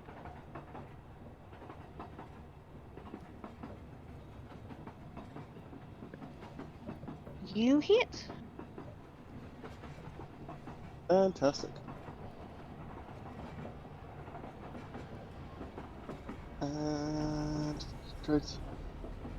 Since those guys are within 5 feet. Oh, nice. So is that 9 plus 6, or is that 9 plus 2? Oh Does shit. it- Sorry, I didn't realize that already included the sneak attack. Yep. So that's just 11. Okay. So the Oh, creature and I'm gonna makes duck back over here. okay. The creature makes a really horrifying screeching noise. Like, I'm not gonna do it. I'm not. But like it kind of rears up and bounces a bit against the chain that's being used as a rail. It does not look happy in the slightest. It looks very hurt. And it's now looking towards what's now going to be lunch. So, nameless. I see that guy.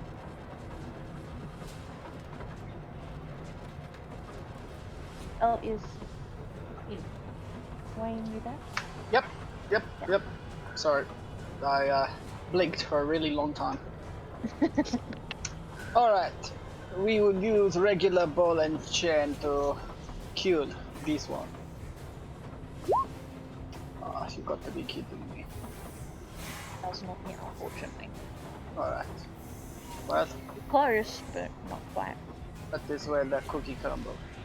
It's just like ball and chain is swinging and making potholes in the floorboards. Yeah, essentially the ball and chain, Nameless has swung it, and the ball has tickled the antennae, essentially. It was very close, it just didn't quite make impact. I mean, maybe it goes around the room, scares God. We don't know. Okay, Emily. Okay. Apparently this closer range, it's not the way to do it, so I will pull out my handy dandy pistol then. Which I have the close quarter fighting feat. Da, da, da, da. So let's spot a bug.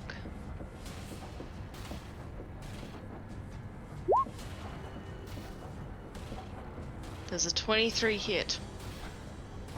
Yes, it does. And For 12 damage. your pistol actually lets the poor guard rest in peace. Dun, dun, The dun. head completely disappears. And the gentleman that is next to me, was he prone or was he bug? He's prone at the moment. Okay. Well, if he's just gonna lie there, I'm literally just going to step over him and into here. As I do vaguely recall, one of my companions was in here. Yeah. Maybe you should guard in head, just in case. Sorry? Maybe you should guard in head, just in case. You never know. Let God sort them out.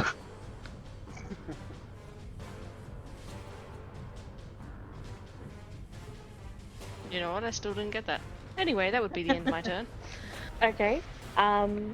So Peony, you're still too far away. Are you just gonna continue trying to keep them calm? Yeah, I'm just going to be on the watch for any untoward activity in this particular carriage, because it could happen. And yeah, because by the time I literally run for the next 3 rounds, it may be over, so... Yeah. So, up here, this guard just here that's just entered into your carriage, Captain Willie has yelled out to him to see what the hell is going on. So he's gonna continue running forward. 1, 5, 10, 20, 25, 30, as will his companion. The guard he's seen them coming, put a thumbs up saying you guys are okay. He's gonna keep going past. Yeah. Now you see, Simon is I want to get involved, but I know that Peony is really, she's a lover, not a fighter. So if it isn't at her door and she doesn't really know what's going on, then I can't really act as if I do know what's going on. That's so good.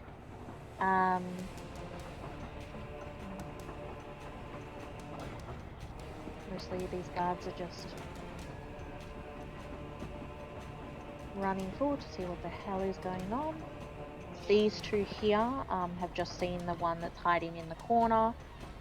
They scream at him what the hell is going on, and you just hear him scream out "Gog!" And they actually pause. They stop where they are. The guard in the cargo hold is going to attack the creature in front of him.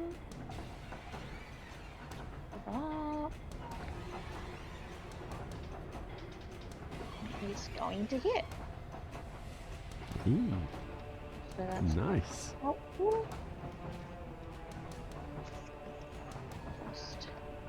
Just the creature's body.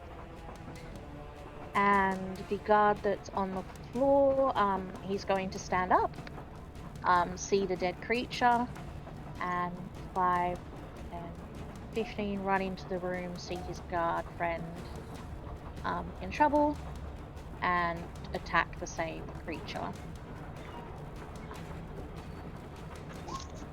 And he also hits, not as much as he could have. So the creature looks very, very hurt.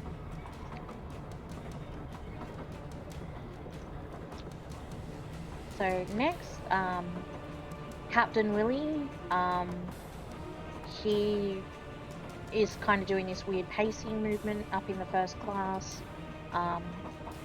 He's gonna stay where he is, but he's doing his best to keep everyone calm. He's realized he's too far away from the action to do anything. And so we're up to Oster. Okay, he's just going to make his way over the kind of the link of the two train carriages, and just kind of, as he passes Emily, just kind of offers a nice nod. He's like, well played, very nice shot. And he's going to get up on the crates that are kind of in between the guards and his large ball swinging friend, and take another pistol shot at the one that is next to the guards that's looking like it's in bad shape. Here we go. They're both actually looking about the same. Okay. No. Cool. Oh, sorry, hold on. No, actually only that one in front of the guards is looking Okay, bad. the one in front of the guards is the one that you'll go for. So a pistol again, kind of now reloaded, and just, yeah, held left-handed, and yeah, not too much of a shot. Here we go.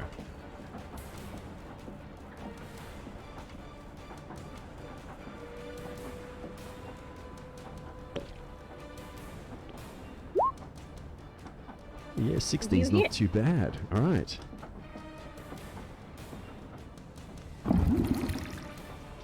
And that weird tiny centipede looking thing, one thing you do notice about it is it's not as horrifying as the big one. It just looks like a really giant centipede. He is dead. I'm just going to move him off the board because... Still gross. It's just going to pop off a shot which just kind of cracks like a little mini thunderclap and pretty much splatters what's left of the tiny centipede. That's him for now. Awesome. So, next was the Gog spawn, but that's dead. So the Gog pups. The one in front of Nameless is going to make a bite attack. Hold on, I'm just gonna flip a coin. 1 or 2 is Nameless. 3 or 4 is Oster. Nameless it is.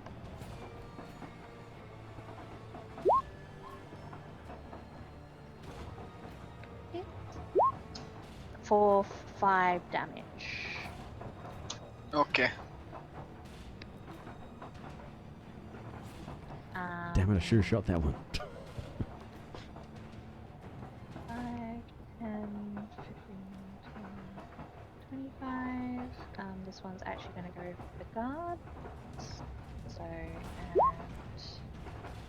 he misses the guard.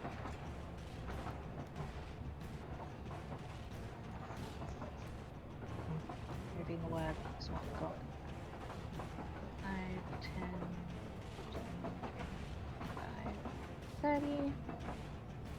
Or not do it. Guard. It's gonna hit the guard. Ooh, yeah, that's nasty. 3. Okay. So, Arvin.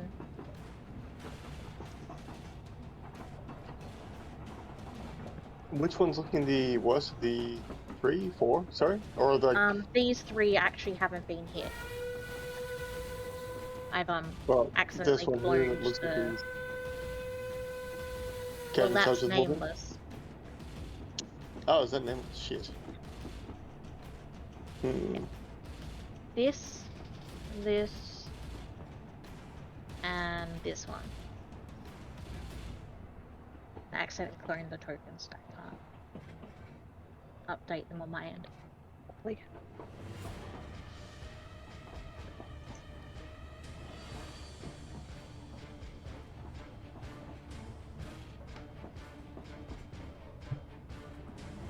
Yeah. Let's duck through to here. And I will take a shot at the one in the middle. Yep. Where am I? Oh, yeah. Does You the 21 hit? Yes. Fantastic. And the one in the middle, kind of explodes. Like you shoot it, and its guts just go everywhere. Centipede Fantastic. kebab. Yum. I'm gonna look at my bow really confused about how that happened. Like, And I went even through it, expect to hit and it just like the guts exploded, which made the rest of it explode. Kind of Oh funny. yeah, so I didn't even expect to hit it with the arrow, so I'm like, what the fuck?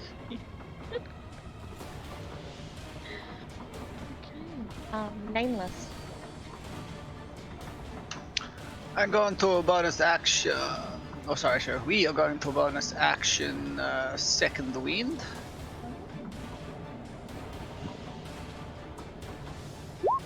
We will get back 10 hit points.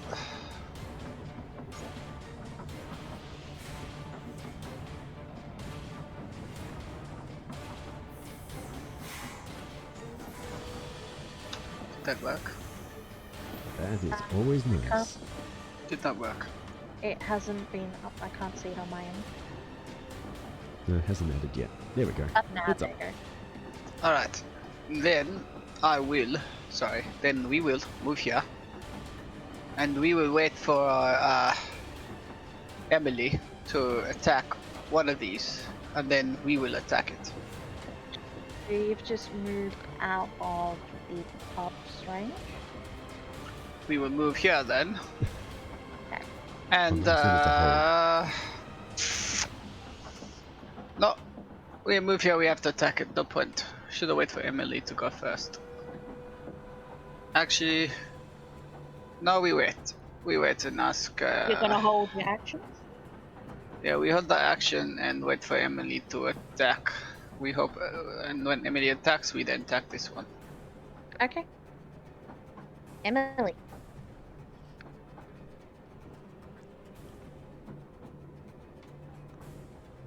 Well, I guess there's the one in front of that, strange gentleman you seem to be traveling with just there.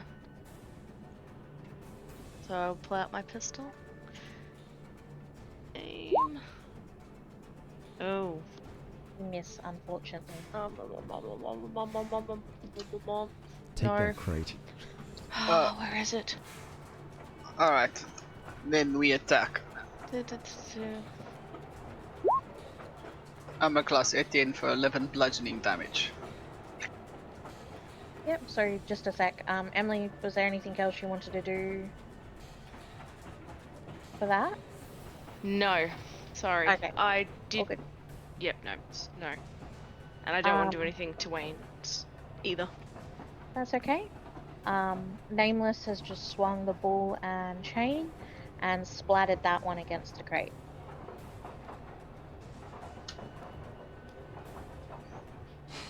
Alright, Tierney- then I can't move. That's fine. Alright. Tierney is keeping the Winchesters calm. And we're up to the guards. So, 5, 10, 15, 20, 25, 30. 30.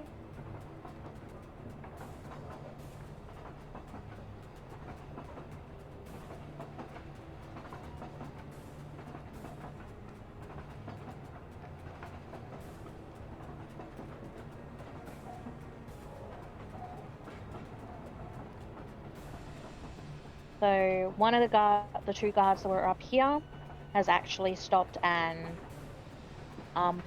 hearing the name Gog has completely stopped and is helping his friend up. The other one, however, is like cowards and kept running. This guard has come up behind them, and these two are going to attack the creature. So first, see what he does. He hits and he kills the creature.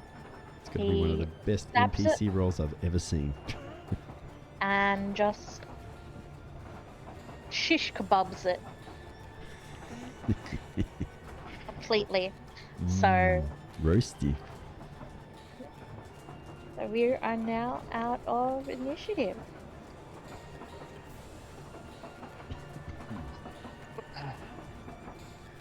Anything anyone wants to do? Because we're out of initiative now. Immediately start boasting about how much damage I did. Or standing on top of the crates, just kind of slipping the pistol back into a holster that's kind of under his jacket, and resheathing the rapier and taking a moment just to kind of nod to Arvan and go, "Yep, maybe that bow might be a little bit of a better fit for you. That was impressive. Well done." Now also nodding acknowledgement to Emily and saying, and mighty fine pistol work. That was impressive. And he'll start moving towards Nameless. Like, thank you, and just keep going on in the way that, like, without those two shots, the whole battle would have been lost. We check enemy for clues, right? That is a damn fine idea, my friend. Let's take the time to try and check what the hell we just killed. I heard someone say the word Gog. Not something I'm overly familiar with, but it looks like whatever it was some sort of parasite, or managed to take host of at least one of the guards that was in between the trains here. The guards next to you look really shaken. So they don't need much convincing to tell you that the two guards that stayed back in the other room are actually from Gothia originally and have come across these creatures before. They are called Gog. The pups look like little centipedes. Spawn, they take host of a body, so a person can actually still be alive when they've taken host of. They die not long after, but and they get progressively worse as they grow. So they are the creatures that they actually fight in Gothia. They come down from Demonia. Um, Maybe we should and maybe we should kill you. Make sure there are no little parasites climbing around your brain. What do you think? Auster will just kind of smile over at the two guards. So, any other details that might kind of clear you of that affirmation of my friend? you would know very quickly if we were taken over. It takes a little bit of time, but it literally climbs inside of you and bursts out. Right. You can see there's no damage on us, thankfully. Incubation period, I guess. Something It to doesn't definitely take write very about. long at all. A matter of minutes or matter of hours? Um,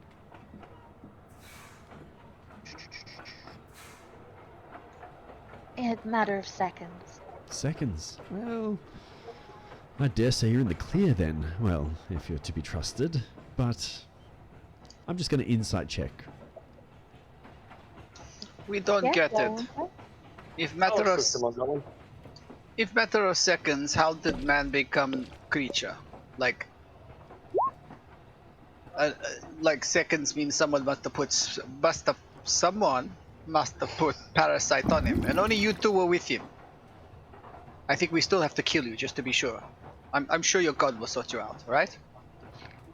So, Oster, you don't have to do much insight to know they are completely being honest. And they will turn to Nameless and go, "You would be committing murder," which a lot of people think your kind do just normally, so it would not be surprising. Um, A Auster bit. just kicks in and goes, there. I think you've misunderstood my friend's sense of humor. It's a little dry. No, you're in the clear. Look, head back up to the carts in front, reconvene with your fellows, and come back here when you've settled yourselves a little bit. We still need guards in here. We've still got the rest of our travels to get through. they kind of look at each other and they nod. Over the next 5 minutes, you'll notice most of the guards go to the front of the train. Sorry, mouthful. They speak with Captain Willie, and the ones that were in the cargo hold and in second class in the kitchen and that, they get sent to guard the front. The first class and ones that didn't get an eyeful of the creatures get sent back down to watch the cargo with you. Captain Willie does come and speak with you all. And he apologizes. He just says, "I'm sorry you had to see that. It's part of the reason we have to be very cautious coming through Gothia.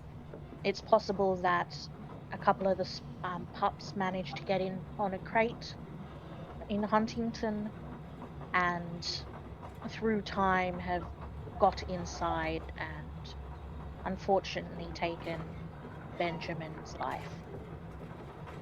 Auster will pause for a second and say, so you're telling me that these things would have been stowaways?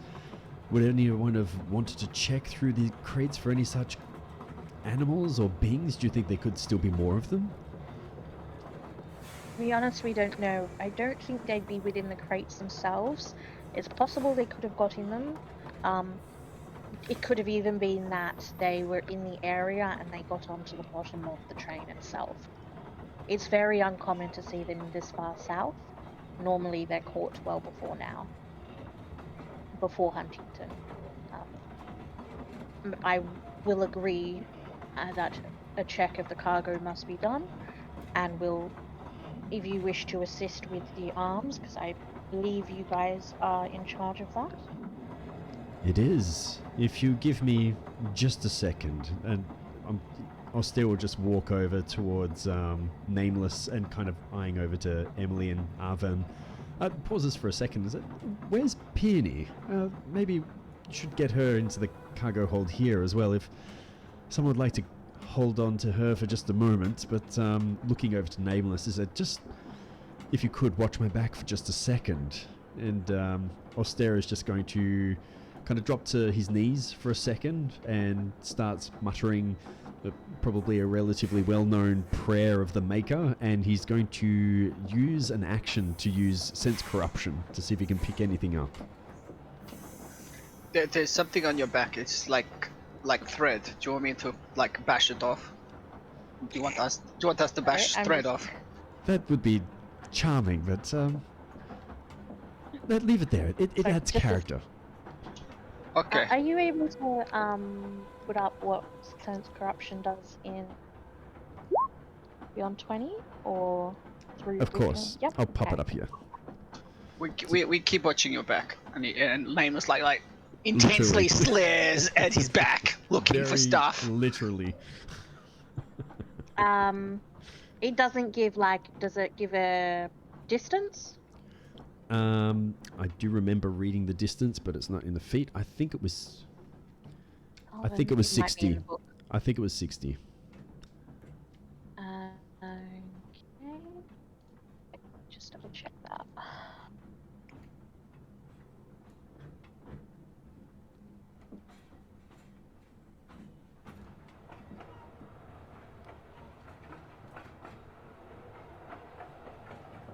Scroll. Nope, too far.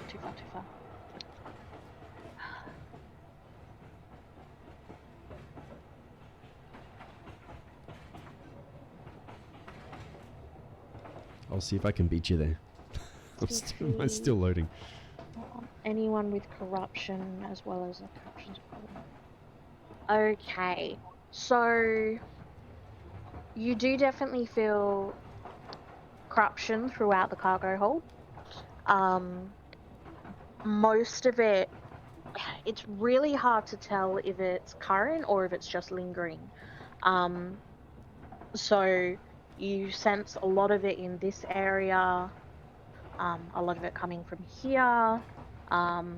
You feel a lot coming from the front as well, where the beams came through. Nice. So basically, where everything got killed is definitely lighting up. Yeah. Everywhere you can see where they tracked. They definitely. Sorry, I'll try and do like a little bit of a freehand draw to show you. Ooh, nice. So you sense a lot of it in just this general area where they came through. You sense like a path of it up this way, a good chunk here, you sense a little bit over here where one came through, and then you sense a shit ton up here. Excuse my language. Yep, that makes sense. That's where all the dead stuff was. Yeah. Okay, so kind of rising up from kind of getting that imprint of sensing the corruption that was left by these things. He just wants to go through kind of those main 3 points and maybe just investigate and see what he can find. Maybe asking the other 3 to help out as well. It's like I'm getting a sense, just a bit of a trait that I've picked up, that a lingering sense of where these things were. But just have a look and you'll point out towards the crates at, or the 2 kind of sections. Yeah. Boom. Yeah, okay. Does anyone want to do perception or investigation, depending on I what can you're do doing? Are you investigation. going through? Austere, I think there's blonde hair on your back. Long blonde hair. Long blonde curly hair. Oh, it was a widow. She needed consoling. Apologies. That's not mine. That's not mine. It was nothing. It was nothing. She was hysterical. She was. It was terrible. Luckily, I have a remedy. So after, Peony, after everything's quietened down, you've spoken with Charles and Camilla, are you going to join the party or are you staying with them? No, I like to obviously do my best at schmoozing and become recognized with the aristocracy, and yeah, make my way to my friends and just generally look at them and make sure they're okay. And like, if anyone looks injured or flustered, then I'll just sort of try and divulge what has happened. Can anyone tell me what has happened? I'll move over. Not with that arm here. Austin, we finished looking back. We go sitting on the crates. Jolly good. Did you find anything? Oh, Peony. You just missed a little bit of a run-in. That's So, was anyone doing an investigation or perception check through any of these crates? Yeah, I'm definitely going to do that when I rock up. absolutely. Or still bring her up to speed. Let her know what happened. And I'll just put, yeah, I'll just make a note that there are 3 guards in the room as well, by the way, and 1 at the door, so no cheekiness, essentially. Perception. Okay, That's a so, nice roll. yep, Oh, yeah. that's a damn good trio of rolls. So, Oster, while you're going through, are you going through specific crates? Because investigation you'd be opening. Yeah, absolutely. So I'm going to be, let's say I'll go kind of over this direction. Hang on.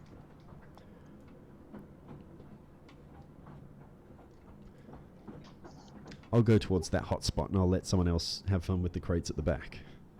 Okay, the guard will be with you just because this is a different shipment to yours. Oh yeah, and I definitely welcome his presence. So if you could assist, that would be wonderful. Yep, so yeah, he'll help you lift the lids and go through.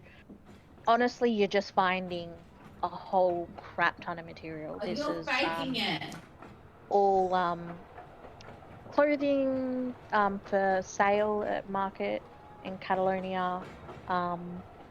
There's no damage to the boxes. Everything seems to be what's supposed to be there. Nothing out of the ordinary. Just more like the sense was more things crawling over that area. Fair enough. Yeah. Peony, where were you looking?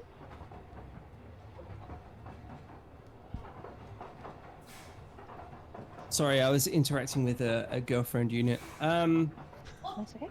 I'm just generally checking out the crates and just trying to work out what the F has happened here. Checking for anything that looks untoward or anything that looks more out of place than a human centipede. Yeah. So walking through, you the crates don't look damaged. They don't, aside from a few bullet holes and a few bangs from a ball and chain. The ones in your area, they seem fine. The odd things that you see is that just over here, you do see a couple of floorboards are damaged. It looks like something has crawled through them, and pried them as they've come up. And just in that, and of course you see a bit of blood here and there, and some really gross looking guts. I would definitely naively, innocently relay this back to the group as if it's like new discoveries that they don't know about. And be like, oh, it looks like something crawled up here. Something perhaps horrific. Maybe even these creatures. And she will pay attention to poor Austere, who looks like he's somewhat injured. And go up to him and just put a hand on his shoulder and look him in the eye very sternly, not sternly, but very, in which to, I guess, engage his eyesight and just basically do my healing hands, lay on hands. He gets 1 whole hit point of health back. 1 enormous hit point of health back. Roll to see. It's almost imperceptible. It's like he sees it as, oh, jeez, thank you. Well, Peony. it kind of isn't Kind because of level, that's like It's 10% of your actual health. It's true. At this level. Feel remarkably better. that's like a nice hangover recovery right there. Just Yeah, that's it. So, Oster, essentially, this really beautiful woman has come up and brushed you along the shoulder, and you suddenly feel very good. What a shock. You're not a widow by any chance. No, forget that. No, thank you, Peony. I really appreciate your concern. That's very nice of you. Why do I feel so much better? That's odd. My dear friends, can you please enlighten me as to what has divulged here, please? So, just before that, Arvin also did a bit of a walkthrough. What area were you looking at? I'll go for like the southern area down here. See if Yeah, it was a Yeah. chunky bit. Yeah, so this window's been completely smashed in. There's glass all over the floor. that's fine. I It, want to shoot. yeah. That's obviously very clearly where the creature has come through. There's not really much other damage in this area. Everything seems as much as it should be. The crates here that Nameless is on top of, which is what your cargo that you're meant to be keeping an eye on, that all looks perfectly good, like no damage at all. And yes, the next until Catalonia, you still do have another hour on the train. So unless anything pops up, you should be able to take a short rest in this time. But I'll let you know. So yeah, so you don't really see much else other than a smashed in window. Fair enough. So Peony, you were asking what on earth happened? Oh no, I was See, involved. I look at everyone, and as coherent as they may or may not be, and I was like, my goodness, I was busy discussing the ins and outs of animal husbandry with Lord and Lady Camilla and Charles Winchester, discussing the habits of Lady Oswin Handlebottom. Handlebottom. And the next thing I know, the train shudders, and I come to make sure that my friends are all in one piece. And lo and behold, what do I see? But this carnage. Please, can someone explain to me? Or still just step forward. It's like nothing too much to really concern yourself about. Good that you were making good with the Lord and Lady Winchester. And it sounds interesting. I'd love to know a little bit more about this Pendle Bottom. Interesting. But no, it looks like we had a slight incursion here. Something by the name of a Gog. Nasty piece of work. Infected one of the guards here, which was pretty ghastly. But as you can see, well taken care of. But glad you kept the Lord and Lady safe. Just stay close from now on. Who knows? We might not be out of the woods just yet. Better if we keep a bit tighter. As you wish. I'm only sorry that I wasn't there to help. Not that I would have been much help. I suppose my expertise are in the schmoozing and unbuttoning of information. You're too discreet, Peony. That's well played.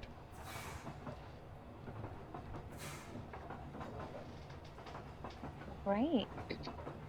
So are you guys going back to just doing your walk around, keeping an eye on the cargo for the rest of the trip?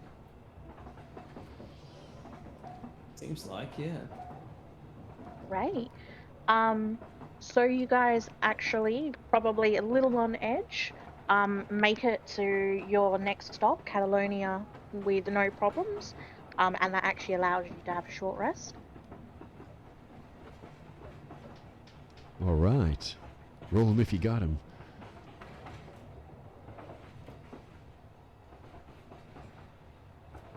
So I don't know if that will... That doesn't reactivate the one whole hit point of healing I can do for you, but, you know... Maybe next level. Oh. Thank God that was a 7 and not a 1. That was so close.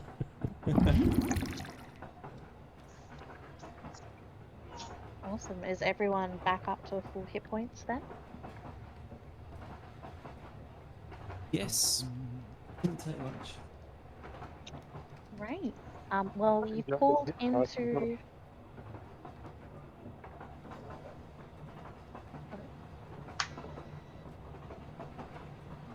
Now what happened? So you guys have now pulled into Catalonia, and again, to make sure that your cargo is okay and nothing strange comes in. You have been you are sitting on the station. Sorry, I forgot the word for that. Platform. So, is there anything you guys want to do while you're waiting for the next leg to be loaded? I'm going to definitely be. Hang on, better zoom out. I'm just gonna try and schmooze with other people. Is anyone look of any interest? Like, oh yeah, here we are. Probably the other wealthy-ish couple that were there. These These two guys. here. Yep. Yeah. Um, Mr. and Mrs. Beans. Beans. The Mrs. Miss Jamie, she's not very talkative. Mr. Beans, Mr. Chad Beans, You gonna spill is the actually beans rather, or blow his yeah, beans? he talks a lot. And you will pick up very quickly without any kind of perception roll. Part of the reason the wife is very quiet is because she's watching the husband be very open about his appreciation of your looks. Oh right.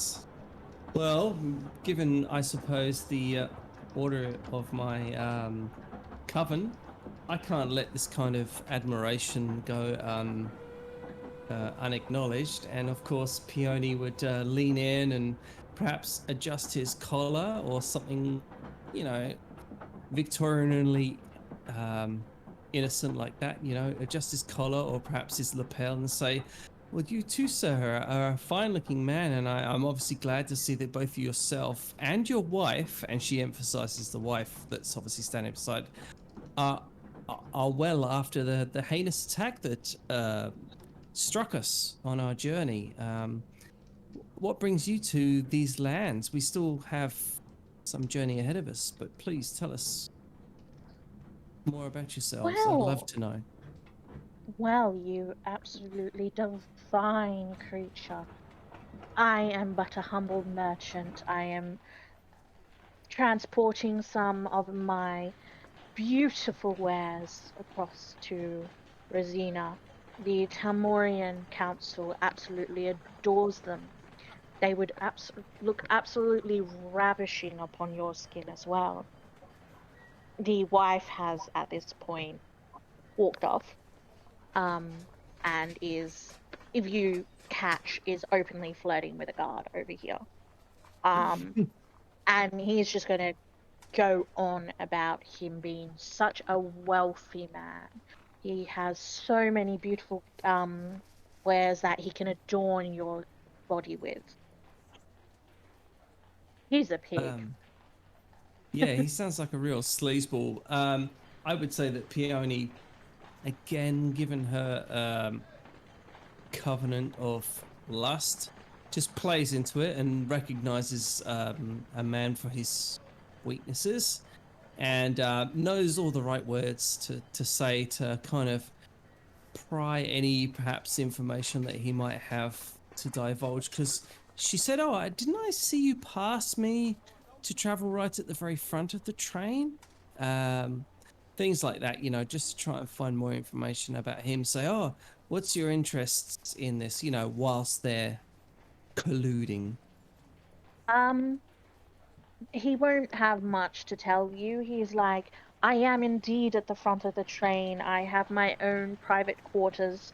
Um, he'll just carry on, just playing up, um, really, really showing off his wealth and really trying to bring you in.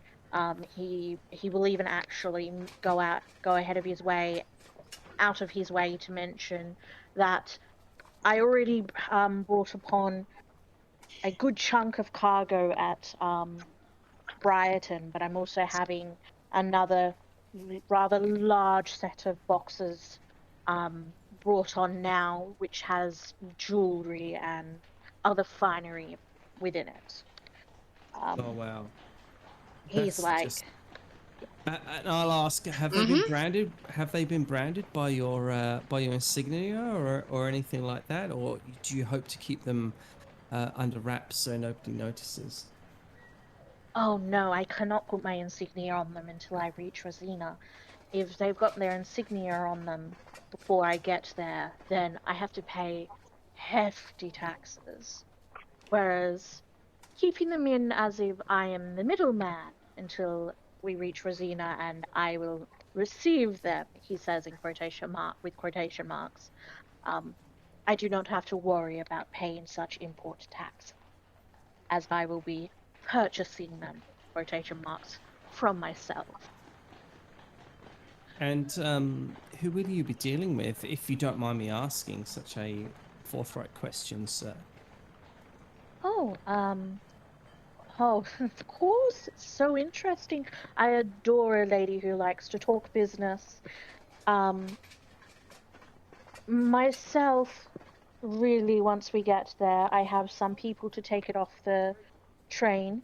It will take about a week or so for me to get them into the state for selling, but once I reach that point, I'll be selling to the Telmorian Council and all the wealthy elite of Telmoria within Rosina. I will Okay, be bringing in bountiful wealth.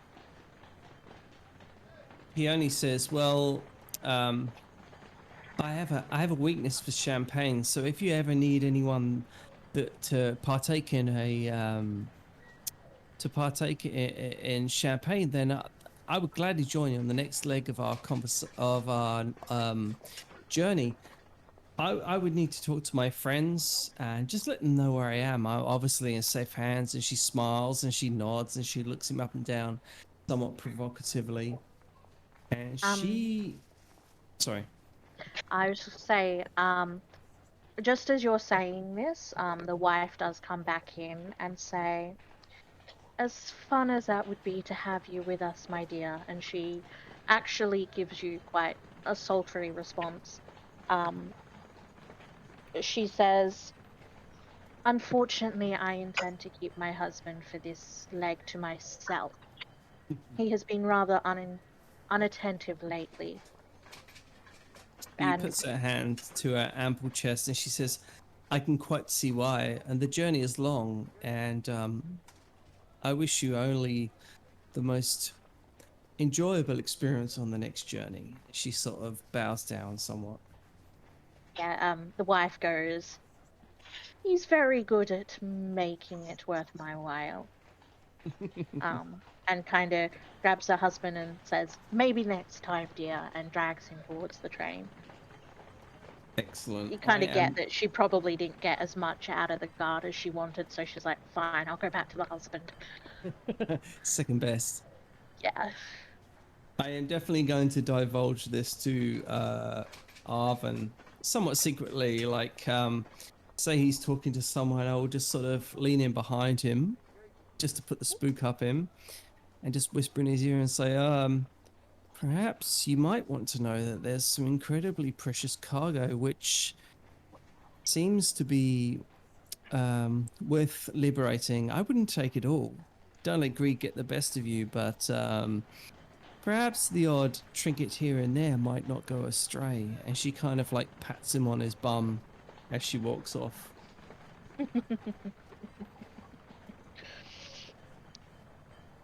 Does Arvin respond to this? He's in shock. Hubba hubba.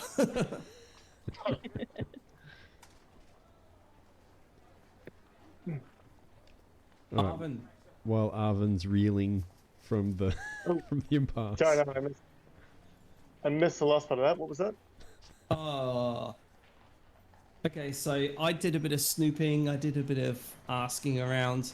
The incredibly rich people who are on the train have just had 2 or 3 crates of wealth and jewels loaded onto the train. Peony has come up to you and said, these might be worth looking at. Maybe you could siphon a little bit off the top. And then she patted you on the bum, and that's where we're at the moment. Yeah, good idea. Or a stealth thief who gets caught, I'll just steal stuff. Yeah, well, with that kind of encouragement, I'm not going to slow down. I'll follow the crates and see where I can try and access them. As you're following the crates, you see that they're just being loaded into the cargo bay. And probably right as you're probably about to follow them onto the train, you hear Captain Willie call out to you and your group and ask you to gather up for a moment. Is he calling out to me in particular, or is he just calling out to the group? To the group.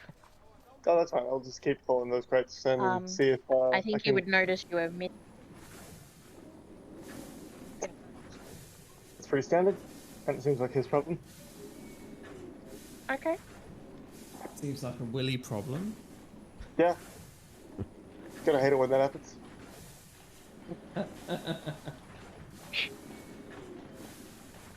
So, the rest of you, if you've gathered up in front of Willie, Absolutely. that was the worst name choice I picked.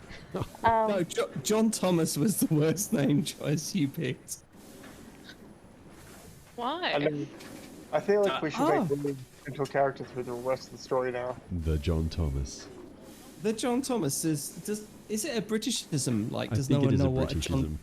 Oh my god! No one knows what a John Thomas is. I'm Oh gonna my have to Google God. this. No! Now. I mean, I Google thought, it. I thought it was John Thompson, but either way. We should John probably grab Thomas. Willie. Grab Willie, let's bring him with us. He's in for a good time. Grab Willie. Let's bring him off. Both hands, Willie. Come on. So you guys have all gone Please onto put the him train, forward, ready please, into the yeah. cargo bay? Oh yeah, definitely. Oh, if Willie's Yes. calling us in, then yeah. He's Okay. beckoning us. We can't I was resist just- Willie. Great. That was a weird thing to Google. I am Yeah, now how- very concerned.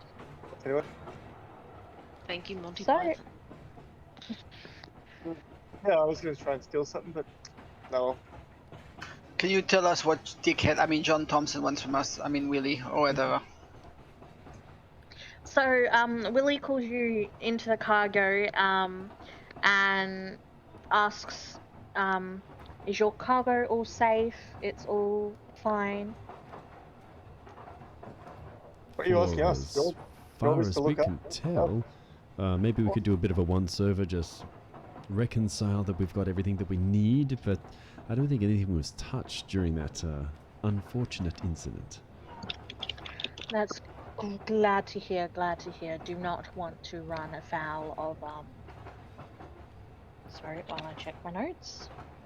Oh, and of course, my condolences. If you'd like me to conduct a prayer for the man that you lost tonight, I'd be more than happy to help.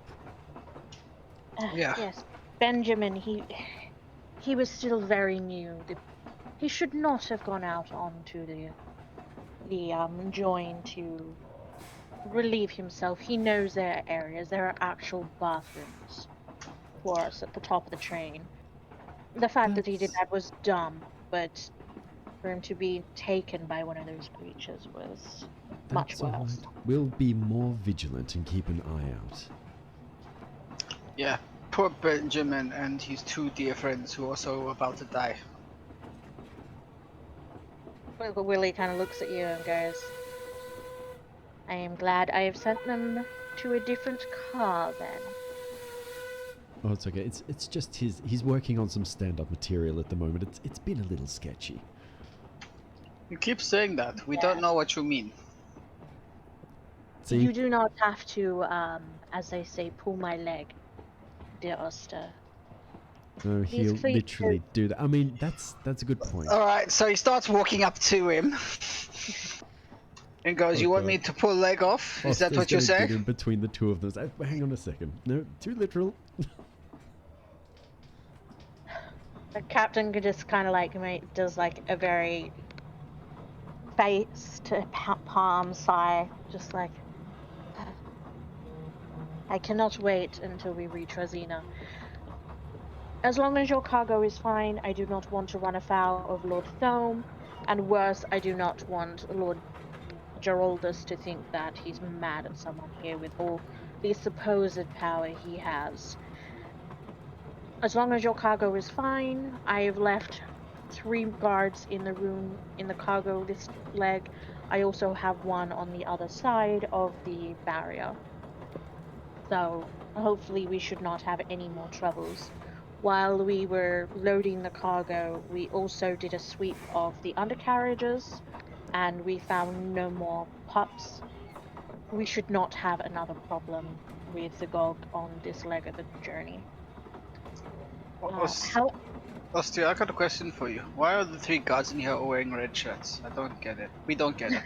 I don't understand. What was Benjamin wearing? I mean, it looked pretty red by the time it was finished, but I suspect that was the metamorphosis.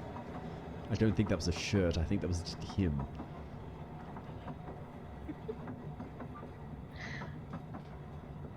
um so yeah, so Willie's just looks between the two of you and just goes, mercenaries, and just walks off.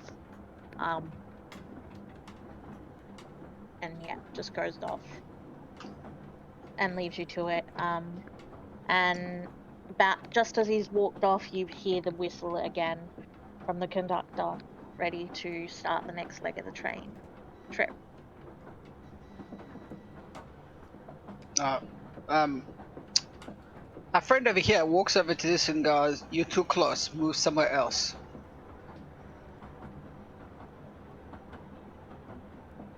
And He just also will looks at back up you. that and say, I don't think that's part of the act. I think you should probably move. He looks you dead in the face and looks to Oster, looks to him, and then you just hear from the other one over here and goes, who calls out, from what I hear, being ripped apart by a Promethean is worse than being turned into Gog spawn. And he kind of like depuffs up his chest, or he like reduces his chest and walks away over here. Or still just kind of Very add nice. to the snide comment. It's like, you think getting his ire is bad. Could you imagine if he found you attractive? The guard actually looks utterly horrified and Better a the little devil you green. know. He actually looks a little green as the train starts to go. So the train is now starting its next leg from Catalonia to Resina. It is 11 o'clock. Does everyone want to keep going, or Wow, I hadn't really noticed. It's been quite good, very enjoyable, but I'm with the majority. Yeah, I will have to call it a night. I shall be up. Well, soon, which will be fun. Soon? Yeah, I've got a call as well. all good? Okay, well, I guess we'll end it there for now. So next session we'll be starting from here, and we'll be starting from the leg from Catalonia to Rosina. Brilliant. That was so good. Freaking awesome. Really what a maiden good. voyage. That was great, Jess. Yeah. Right. You did Hey. really well, Jess. I would clap right now. Go and do it. Thank you. Hey, Jess. I'm holding a Yes? martini. Hang on. In the handouts, can you put a copy of the map so we can periodically refer to it? Sure.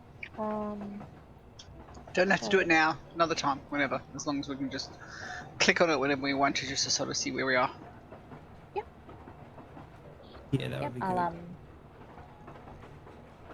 organize that for you. And I'll post this video up for you shortly as well. Perfect. Right.